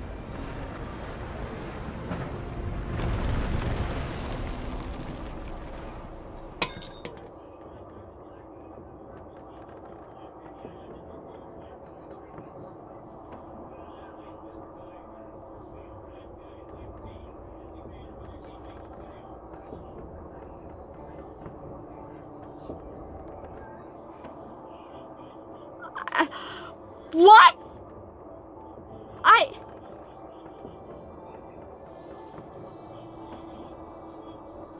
What? The last wisp of smoke dissipates and the bottle clatters to the ground. The tide of memories recedes as my consciousness returns to the cold, gloomy tower. Do you remember now? You stole the flame and sealed away the sea god, and he trusted you so easily. You are the ones responsible for Lemuria's destruction. That reminds me of when Dimitri says, "You are this world's calamity." My mind is still reeling from the impact of those memories as I lift my head. My gaze focuses on the former Castellan. Then it shifts to the silent figure standing in the shadows behind him. Raphael. I don't know when he arrived, however his cold gaze has told me everything. He saw my memories as well. Hawkern continues his endless monologue, but I can only hear chaotic noise. I stare blankly at the figure before me. Our gazes lock and we freeze under the moonlight. My thoughts also seem to be frozen in place. We'll deal with him first. A faint whisper only I can hear reaches my ears. I give a slight nod in response. He will kill you, cut out your heart, and leave your body out to rot. You will not receive a proper burial. True, since we literally disappear into light. Your only option is to kill him before he can act. I'd rather kill myself. Your bond with him is your sharpest blade. You can order him to take his... Nope. Yes, I remember. I was the one who sealed Raphael. I try to speak as calmly as possible. But I'm also responsible for Lemuria's downfall. Why is Raphael the only target for revenge? Don't you hate me too? Of course I do. However, I'm willing to let bygones be bygones if you kill the sea god. Remove my shackles then. Can I do anything if I'm like this? I lift my chin slightly. You better hurry, he's already here. Huh?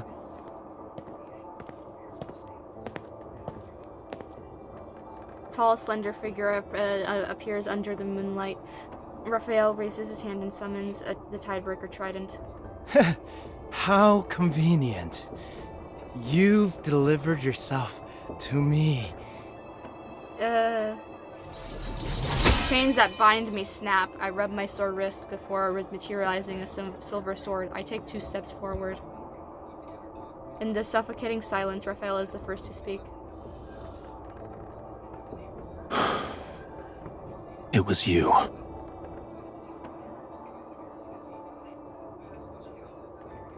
You let Hawkern escape on purpose. He was used as bait so you could find out who sealed you away. And that person is me. Correct. The greatest weakness of Lemurians is that bond. And a sea god cannot have weaknesses. He must kill the person who forged the covenant with him. That way, there will be no one left in the world who could restrain or threaten him. And only then shall he become an invincible god.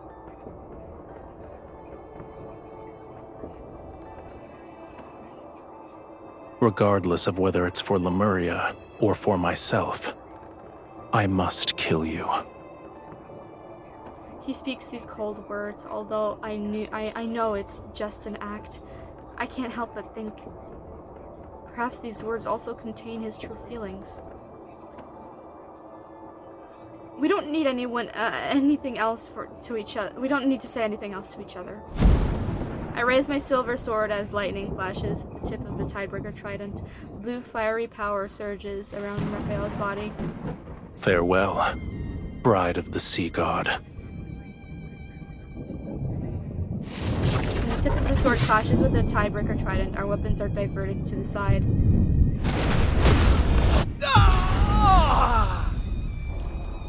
We kill him! As the light fades, Hawkern's eyes are filled with terror, yet he cannot move.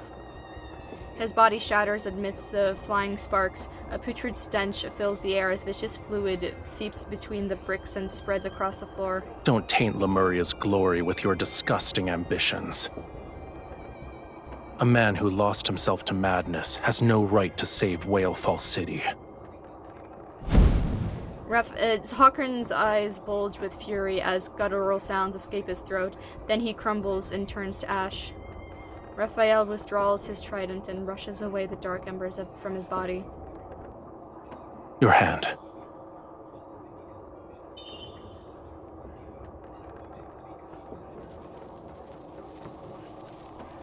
A small flame dances from his fingertips and travels up my forearm. The liquid and bloody marks left by the shackles disappear. You are afraid of me. What's wrong? Did you think I would actually kill you? I'm not afraid of you, I'm the one who sealed you away. I'm also the key that will allow you to reclaim your power. You have every reason to kill me. If I asked you to, would you willingly offer me your heart? I want you to answer honestly.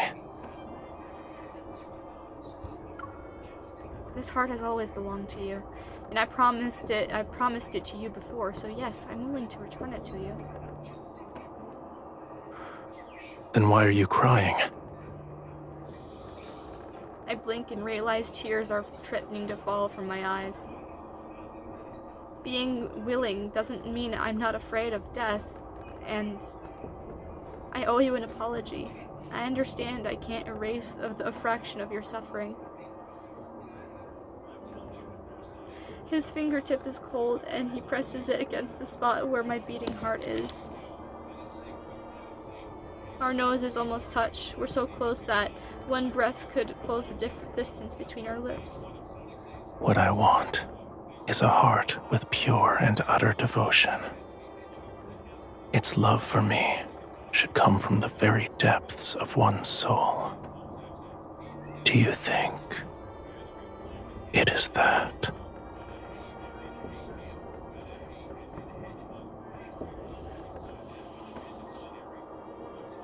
I don't have an answer for you. Even if it was, this heart now bears an invisible fissure that can never be mended. The answer is clear. Your heart is of no use to me. For now, at least. Go back. Your injuries haven't fully healed yet. You should get some rest. My heart hurts right now. It's aching. I should be crying, but it's not pushing me over the edge yet. Like I feel it coming, and I'm like, you know, like if I wasn't used to this type of pain, I would have been crying, but no. If I wasn't used to this type of pain, I would be crying. I'm murmuring in agreement, yet neither of us makes a move to leave. The moonlight casts shadows on the window bars. It resembles a wall of thorns that gradually spreads between us.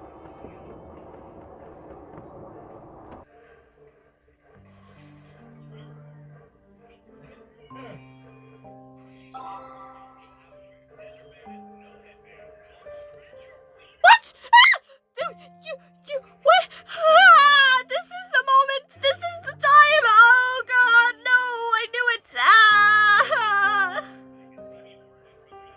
this is the moment we're all gonna cry in. I know this chapter. I know every time. Chapter 8. Fear the chapter 8. All right. Always stop at chapter 6 if you want to be happy. The path from the tower to the temple isn't long.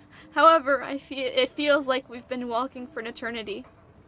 After that day, we continue as if nothing had changed, yet everything is different.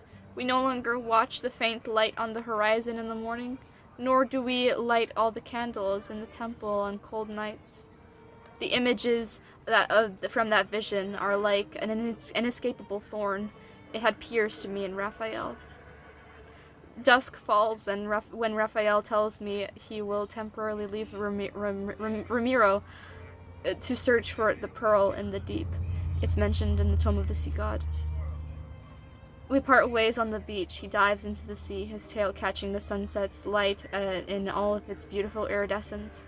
The waves and ripples will never settle. Likewise, I will never see him again.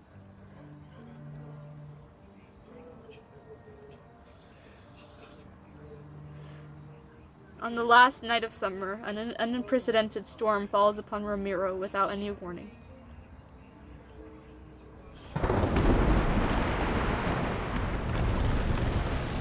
The water has risen past an average person's waist. With the rain, they rapidly engulf every building, shop, and slope. I watch from the top of the temple. Beyond the rain lies the hazy black ring surrounding everything. The seawater surges and churns. I only gave out the order to reinforce the embankments and clear the waterways. Unfortunately, when faced with this kind of storm, it's futile. Another building collapses and the rising waters carry the rubble, and people's screams are in all directions. Someone bobs up and down in the current. The black water carries then towards me. Help! Help me! Someone! I recognize her. She's one of the ladies in waiting who saved me from the temple. Help! Countless images flash through my mind. They overlap and intertwine.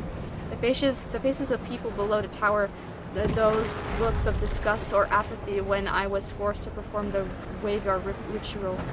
The faces of people who sent me invitations and exchanged seashells with me during the sea's greatest festival.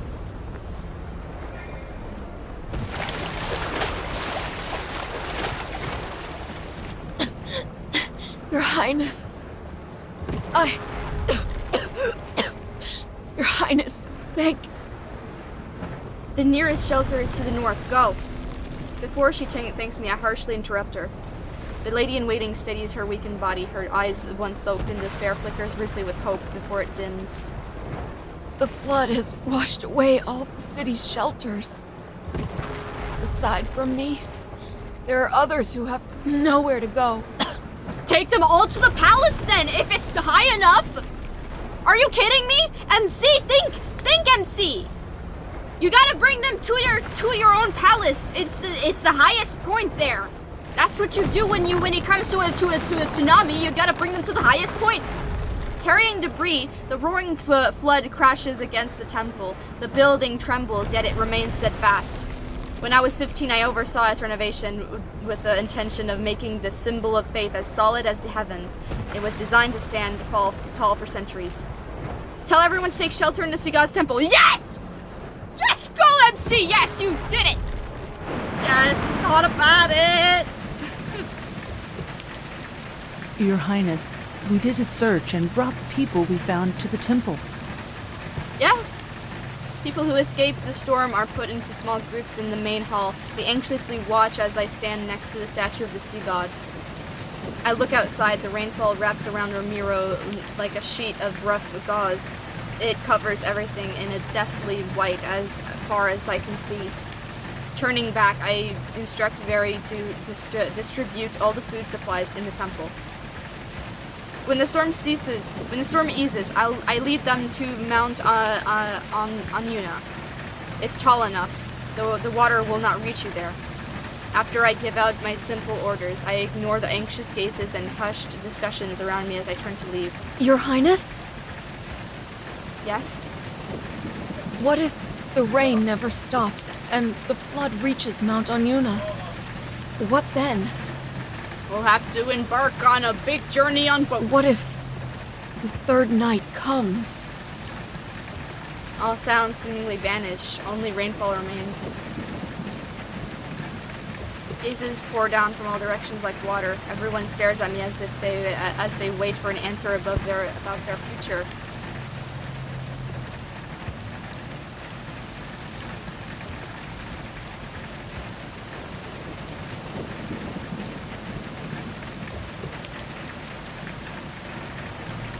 That day will never come. The third night hasn't arrived yet, and the rain will stop.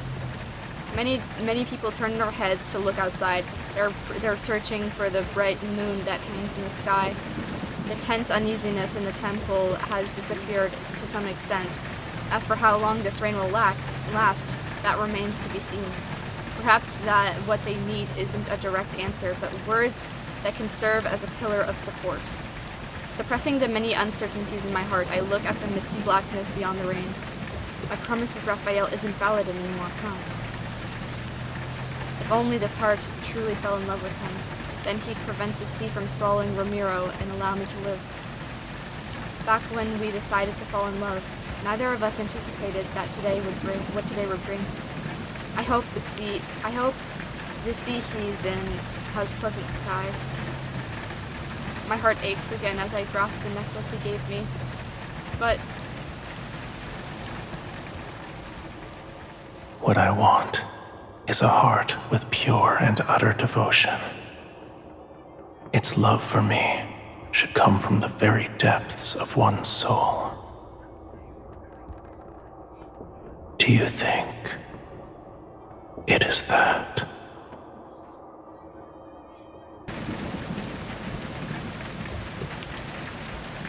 I still can't give a definitive answer to the question Raphael asked me that night. However, no matter what happens, I can't let Romirro sink. I must survive until the day I see Raphael again.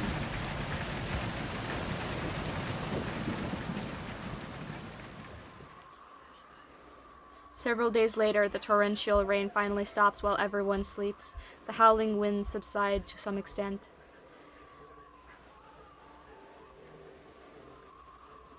Wading through the accumulated muddy water, the ladies in waiting carry out my orders. They evacuate everyone from the city. I press my faintly aching temples. I'm unable to dismiss the ominous premonition lingering in my heart for some reason.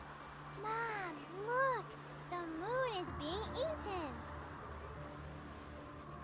Huh? I look up, the moon has vanished without a trace.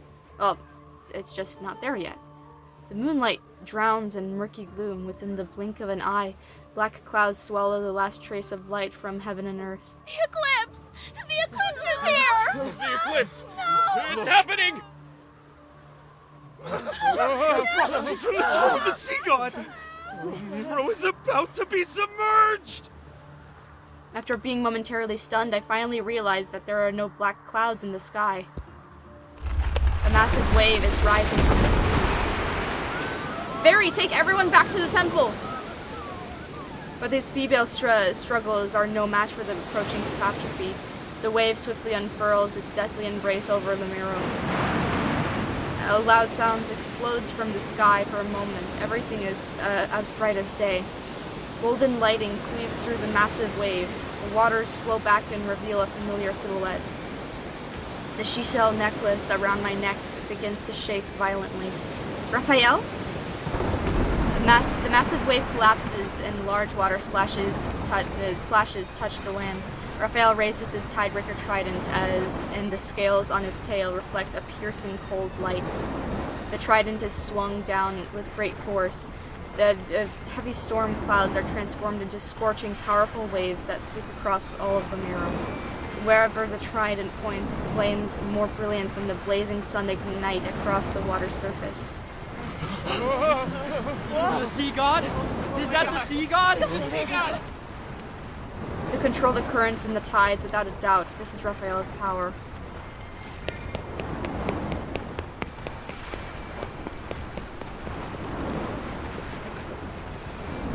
Like mountains, the towering waves are stacked up on top of one another. They spiral toward under the force of the wind and fire to form columns of water that pierce the sea like spears. The violent ocean is suppressed by the sea god's ferocious power. Fire clashes against the seawater that had rushed into Romirro, and the sea is forced to retreat. I run toward Raphael by stepping on the scattered floating debris that once made up a seawall. Only one thought races in my mind. Faster. I need to go faster. Ahead of me, Raphael stands amidst the unquenchable flames. His long hair is disheveled by the wind. Raphael! Fire and water illuminate Raphael's eyes as he looks at me. A divine power surges in his gaze. It's as fierce as the turbulent currents surrounding him. Not even a trace of my image is reflected in his eyes. You shouldn't have come here. Return to the shore if you don't want to be reduced to cinders.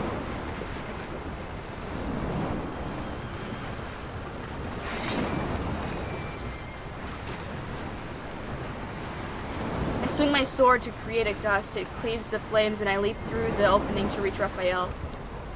Ignoring his trident that's positioned as a barrier before me, I grab his rigid arm and forcefully intertwine our fingers. This is exactly where I should be. Death will greet those who attempt to wield a sea god's power with a human body.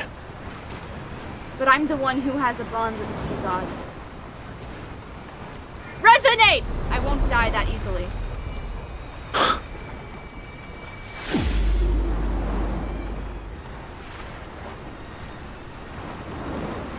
As soon as we resonate, a scorching heat that feels like it could burn everything spreads from Raphael's palm to my body. Divine power surges at the same time as something else flows onto my heart. In my daze, I realize it's everything Raphael has ever put into words. In the dark depths of the ocean, the sea's ritualist hymn drifts down ethereally from the surface. It awakens his anticipation that has been suppressed for eons. During one of Romirro's short summers, the indifferent sea god's heart experienced pure contentment and joy for the first time. After he left the temple with the excuse of searching for pearls, the waves undulated like his fluctuating thoughts. All of that time we spent together, my feelings for him were never unrequited.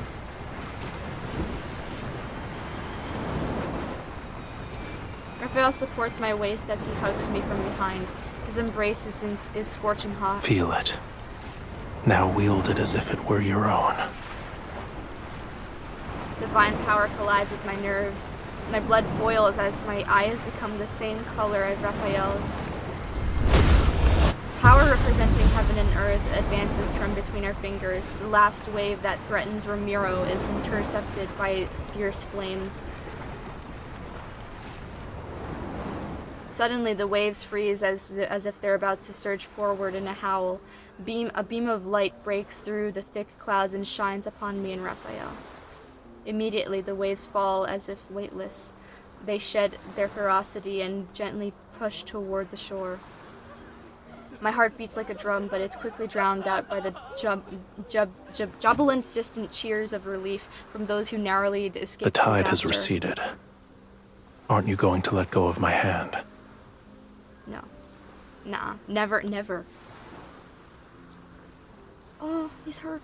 I turn my head. The burning divine power in Raphael's eyes slowly fades, and then to return to what I'm familiar with. Tightly hold on his hand, yes. I tightly grip his hand. What will you do if I don't let go? A long time passes, then he smiles faintly. Keep holding it. Neither of us will let go first.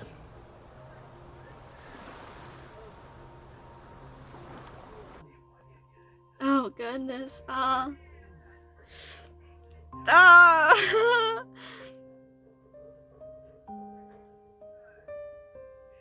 Wait.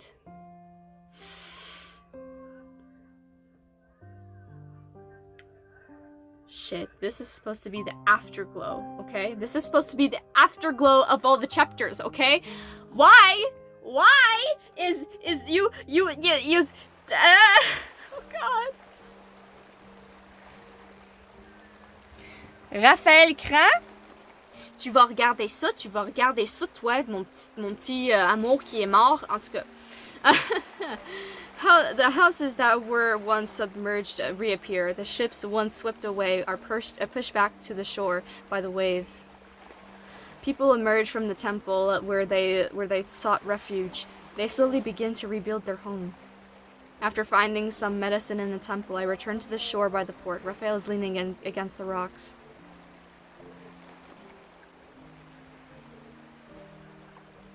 Oh, poor baby. His eyes are closed and the dim daylight covers his body. His complexion looks paler than it actually is. He's asleep. I dip my finger into the ointment made from gold feather algae, then I gently apply it to the wounds on his arm. Although he appears all right at first glance, I soon notice several barely perceptible wounds on his body. Be gentle. It hurts. You called me fragile, but as a sea god's body, but a sea god's body isn't that sturdy. Despite saying those words, my movements become slower. I treat his wounds with the utmost care. Aren't you searching for pearls in the deep? Why did you return? You thought I wouldn't? I thought you'd be upset for a longer period of time. I'm not upset. However, that doesn't mean I didn't care. His fingertip touches my palm and gently traces one of its lines. A Lemurian bond grows stronger with love. The deeper the connection is between the two parties, the more powerful it becomes. Back then, our bond was so powerful that you were able to seal me away for thousands, no, tens of thousands of years. Only a love with such pure and utter devotion is capable of doing that.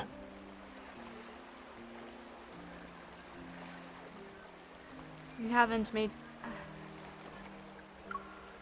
It sounds like you haven't made peace with it. Of course not. He suddenly lowers his head and bites my knuckle. However, I don't care to pull my hand away. It wasn't a day, a month, or a year. What I endured is longer than what a human can possibly comprehend. Millions upon millions of years. How could I possibly let you off so easily?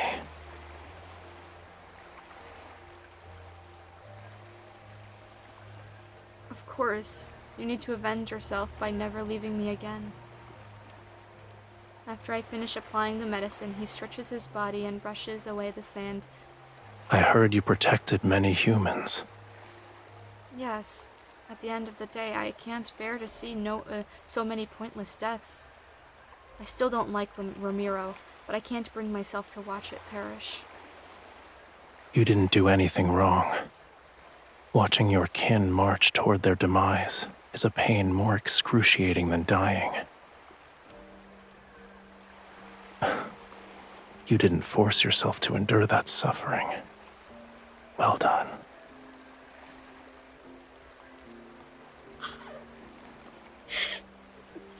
You! Immediately, his tone shifts as he puts on a false, serious expression. However, I do have objections in regards to letting those humans turn my bedchamber into a filthy mess. It's not that bad. At least your pool was cleaned. I already ordered a few people to clean it. I promise your bedchamber will be spotless. Good. He pushes himself up, but he pauses as he's about to stand. What is it? It's nothing. No, it definitely is something. You're still hurt. Ayo. Surging waves wash over the reef. As water recedes, his tail transforms into a pair of legs. Let's return to the temple. I need to see its condition to feel at ease. Wait, your ears are no longer there.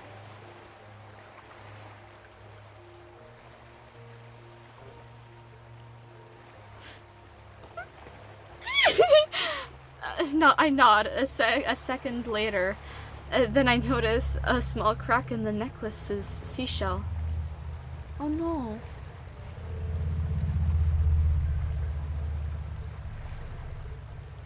And later that day, Romirro gradually returns to its former state. There are no more sudden high tides and no more unexpected storms. The text in the tome of the sea god remains the same. The nightmare of Romirro being submerged seems to vanish into thin air, along with the overcast sky. The prophecy didn't come to fruition. Romirro didn't sink. The sea god and his bride protected us. That we must express our gratitude and worship them forever. People are immersed in the joy of surviving a catastrophe. They renovate the temple so that it's more magnificent and elaborate. Erect taller statues and supply Raphael and me an endless stream of gifts. But has the dust truly settled? Your Highness. I've never seen anything like this. Passing through the crowd of onlookers, very hurriedly approaches. She bows before me. On the shore lies a dead, enormous silverfish. It's almost as long as several adult men if they were lying down and lined up in a row. It was discovered by the fishermen who were preparing to set sail this morning. We don't know if the fish washed ashore after it died or beached itself. Maybe this enormous fish is a good omen from the heavens. We might have a bountiful fishing season in the near future. No, a death of a big fish means big catastrophe. Don't you not know this? I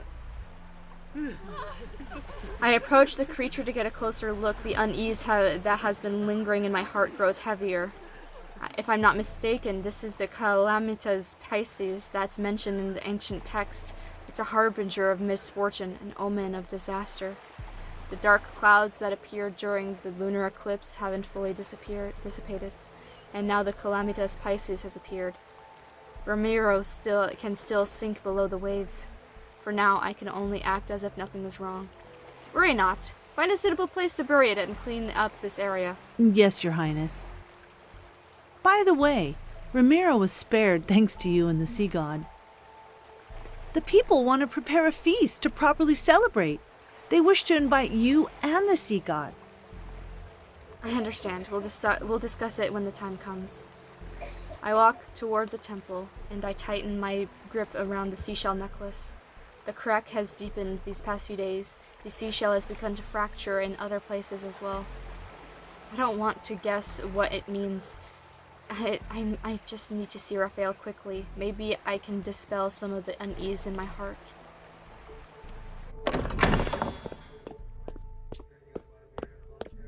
Raphael, I need to ask you. Raphael?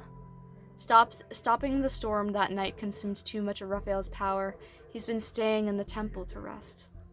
Yet right now I sense something is off. I don't hear the sound of flowing water by the pool. When I left, he was still dozing by the water's edge. I rushed to the pool only to find that the springs have dried up. The water resembles an inky black void. Worried that something happened to him, I dive into the water. The black water is unbearably cold. I grip my teeth and dive deeper. He appears to be unconscious as he sinks into this nothingness. Raphael!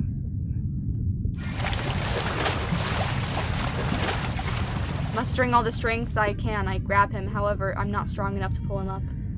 This won't work. I need to wake him up. I steady my breathing while I press my hand against his chest, while I try to resonate while I can awaken some of his power. Yet time passes, there's still no response. His power is like the dried up spring. With most of it gone, I cannot respond to my resonance or voice. Why is it like this?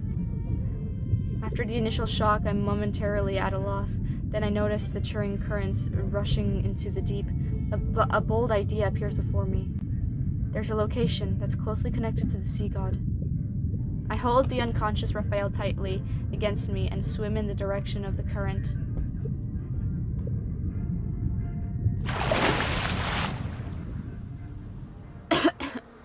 Fortunately, my guess was correct. The pool's current is connected to the sea itself, which allowed me to successfully get Raphael out of the temple. I prop Raphael against the reef, recalling how he summoned the Fantasia shark. I make the same gesture he did and bring my hands to my lips. I whistle. After many clumsy attempts, I finally succeed. A skeletal Fantasia shark appears in the distance at the far end of the sea. It swims to my side and uses its rigid, bony snout to give a friendly nudge to my hand.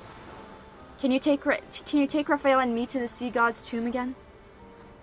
It doesn't seem to understand what I'm saying, so I repeat myself several times. Finally, it extends its fin bone and gestures for Raphael and me to climb onto its back. Thank you.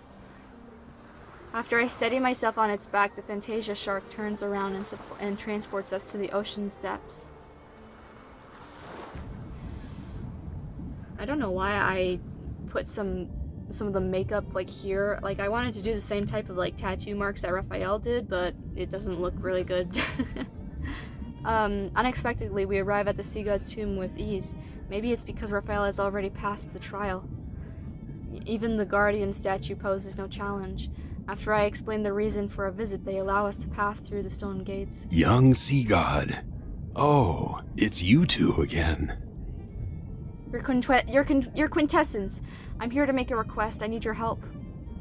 The statue of the sea god with a long beard lethargically lowers his weapon. He slowly turns his head to look at the inconspicuous Raphael. He is about to fade from existence.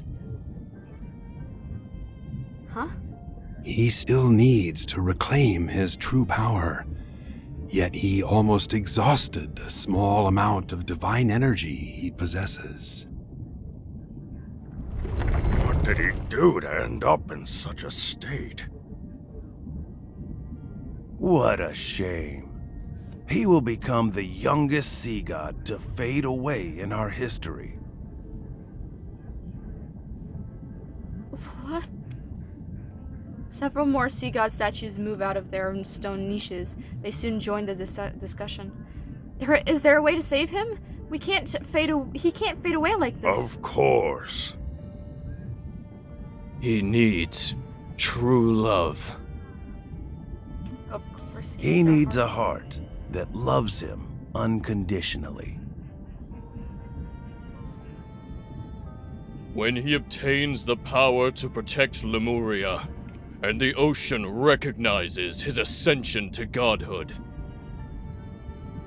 he will live for a long, long time, an almost immortal life.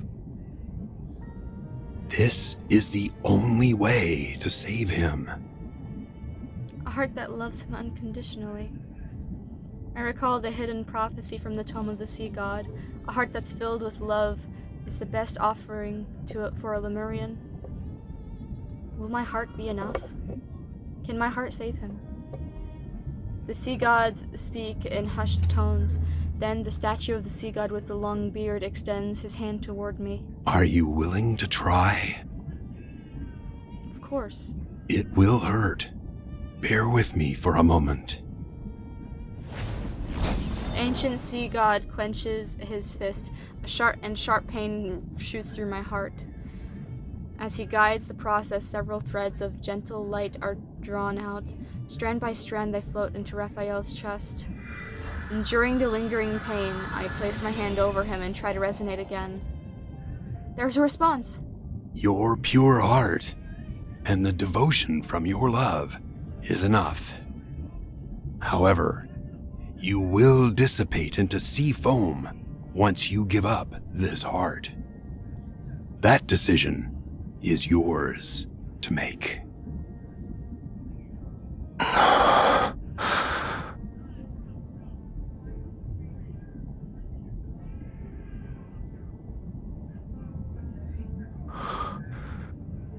the sea god's tomb. How did I end up here? You've been unconscious for a long time. These sea gods woke you up.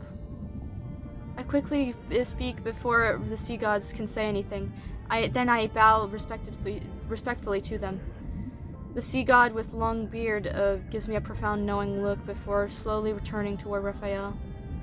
The last sea god of Lemuria. May you find true salvation.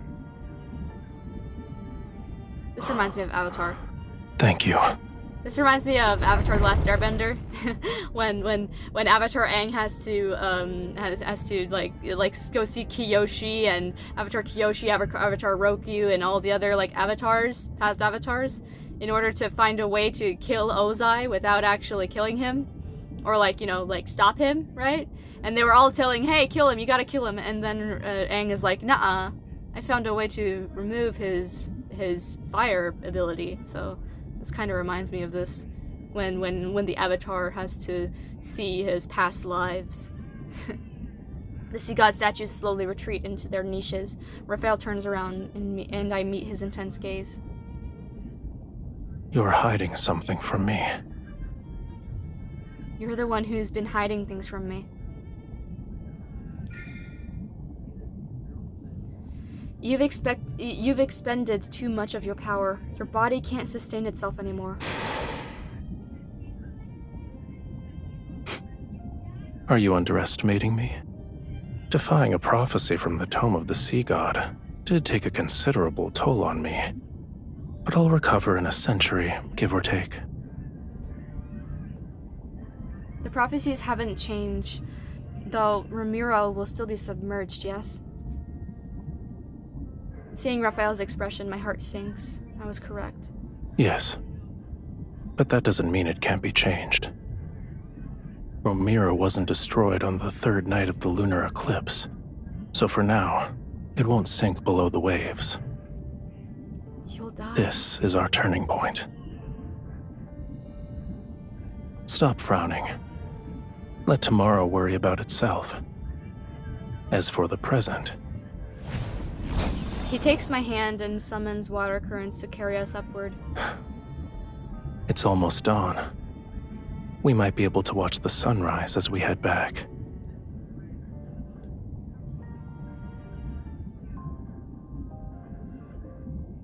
After returning from the sea god's tomb, Raphael seems to have returned to his normal self. The water in the pool has become clear again. He also doesn't spend the entire day inside the temple. Instead, he enthusiastically takes me along to explore Romirro's streets, alleys, and the wilderness. Just a tiny fragment of this heart's power is enough to revitalize him. If he received my entire heart, perhaps I'm still selfish, faced with such a choice. I still cannot let go of my desire to live. But time is cruel and doesn't give me the opportunity to hesitate. After a night of rain, dark clouds once again, I spread across the sky above Romirro. The time Raphael spends sleeping in the water increases with each passing day, and my necklace's seashell has developed a deeper, longer crack.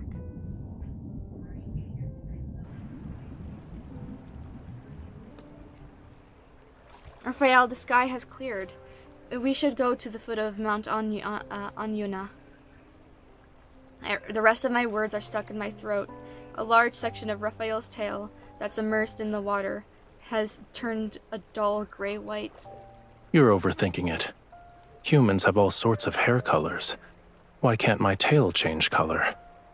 It's turning gray. So, what were you saying about the foot of Mount Anyuna? I was just wondering if you'd like to go out for a walk. He pauses, his tail sways gently beneath the water surface. I'm not in the mood. You can't turn back into human anymore? You can't turn your tail back into a pair of legs anymore? Why? How? Your imagination is getting wilder by the day. No, if you... He parts the ripples on the water surface under the undulating waves. His tail transforms into legs. You wake me from my peaceful nap and throw an accusation. He adjusts his position to rest his head on my lap. He closes his eyes. You owe me a sweet dream. Alright, alright. I gently stroke the top of his head and lean down to kiss him. The seashell around my neck dangles. It sways in front of Raphael's peaceful sleeping expression. The cracks on its surface is glaring. I grasp the seashell and gently try to swipe away those marks. I pretend not to see the scales on his legs. I pretend Raphael isn't showing any signs of something being off. I pretend that everything on this land will remain as peaceful as it is today.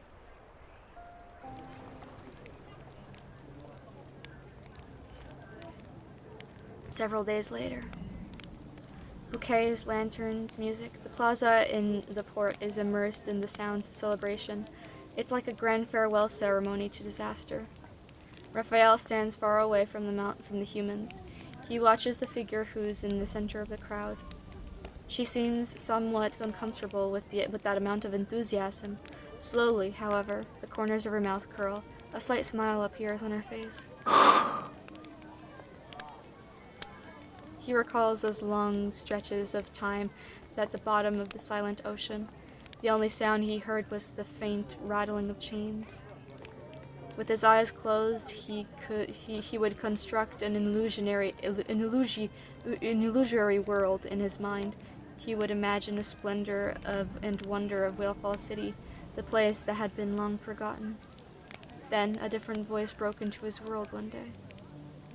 Stupid tome of the sea god, you're worthless in every sense of the word.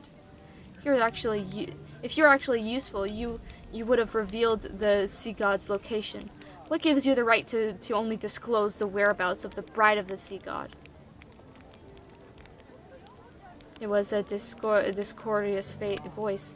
It could be considered too loud to a certain extent, yet it was like the sun that occasionally appeared above the sea. He realized it was impossible to dislike.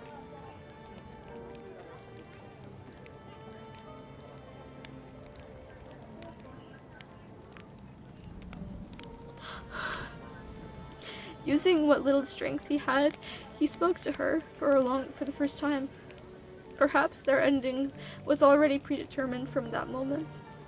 The sea god must kill his bride. To truly ascend to godhood, he must destroy their bond. He refused his fate before, but now he doesn't want to accept this either.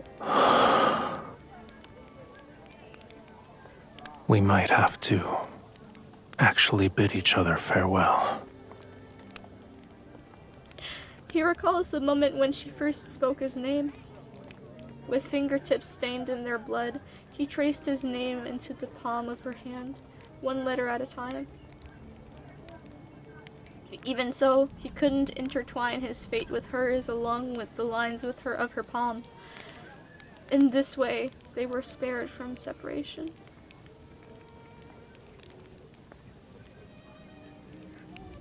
I need to leave Romirro again. We won't be seeing each other for some time. I frantically search for Raphael's figure in the crowd, but I only catch a message the sea breeze carried to me. Fortunately, our bond guides me to him. In a lit corner, I catch Raphael's fingers. You were in a hurry. Are you scared I'd leave without saying goodbye? Where are you going? I'm just looking for pearls. No, not Once I letting you. recover that part of my power, I'll return. I don't believe you. His life force is fading away at an alarming rate. Under the illusion of an intact seashell lies the reality with cracks becoming increasingly more severe. His heart is also riddled with countless wounds. Raphael, is there anything you need me to do for you? Tell me, no matter what it is, I'll do it. Just say what you want. Just say that you want your heart back. I'll return it to you. No. How long will you be gone? It's hard to say. Maybe it'll be a year or two, a century or more. Perhaps even longer than that. Don't worry. Even after I'm gone, you and Romirro will survive. This is a god's promise to you. No. No. What is he planning to do? If he's making this kind of promise, it means he'll do something that I don't want to imagine. I won't be able to accept it. So when are you leaving? Let me see you off. All right. No.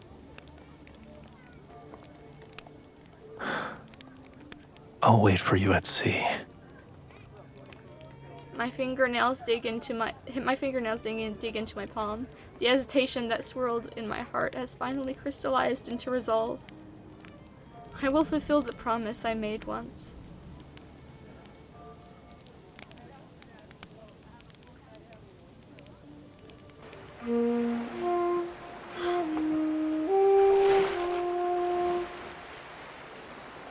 Oh, it's so cute. Oh. It's a simple melody, yet you still haven't learned it properly. Romirro taught me how to be a ruler, not a musician.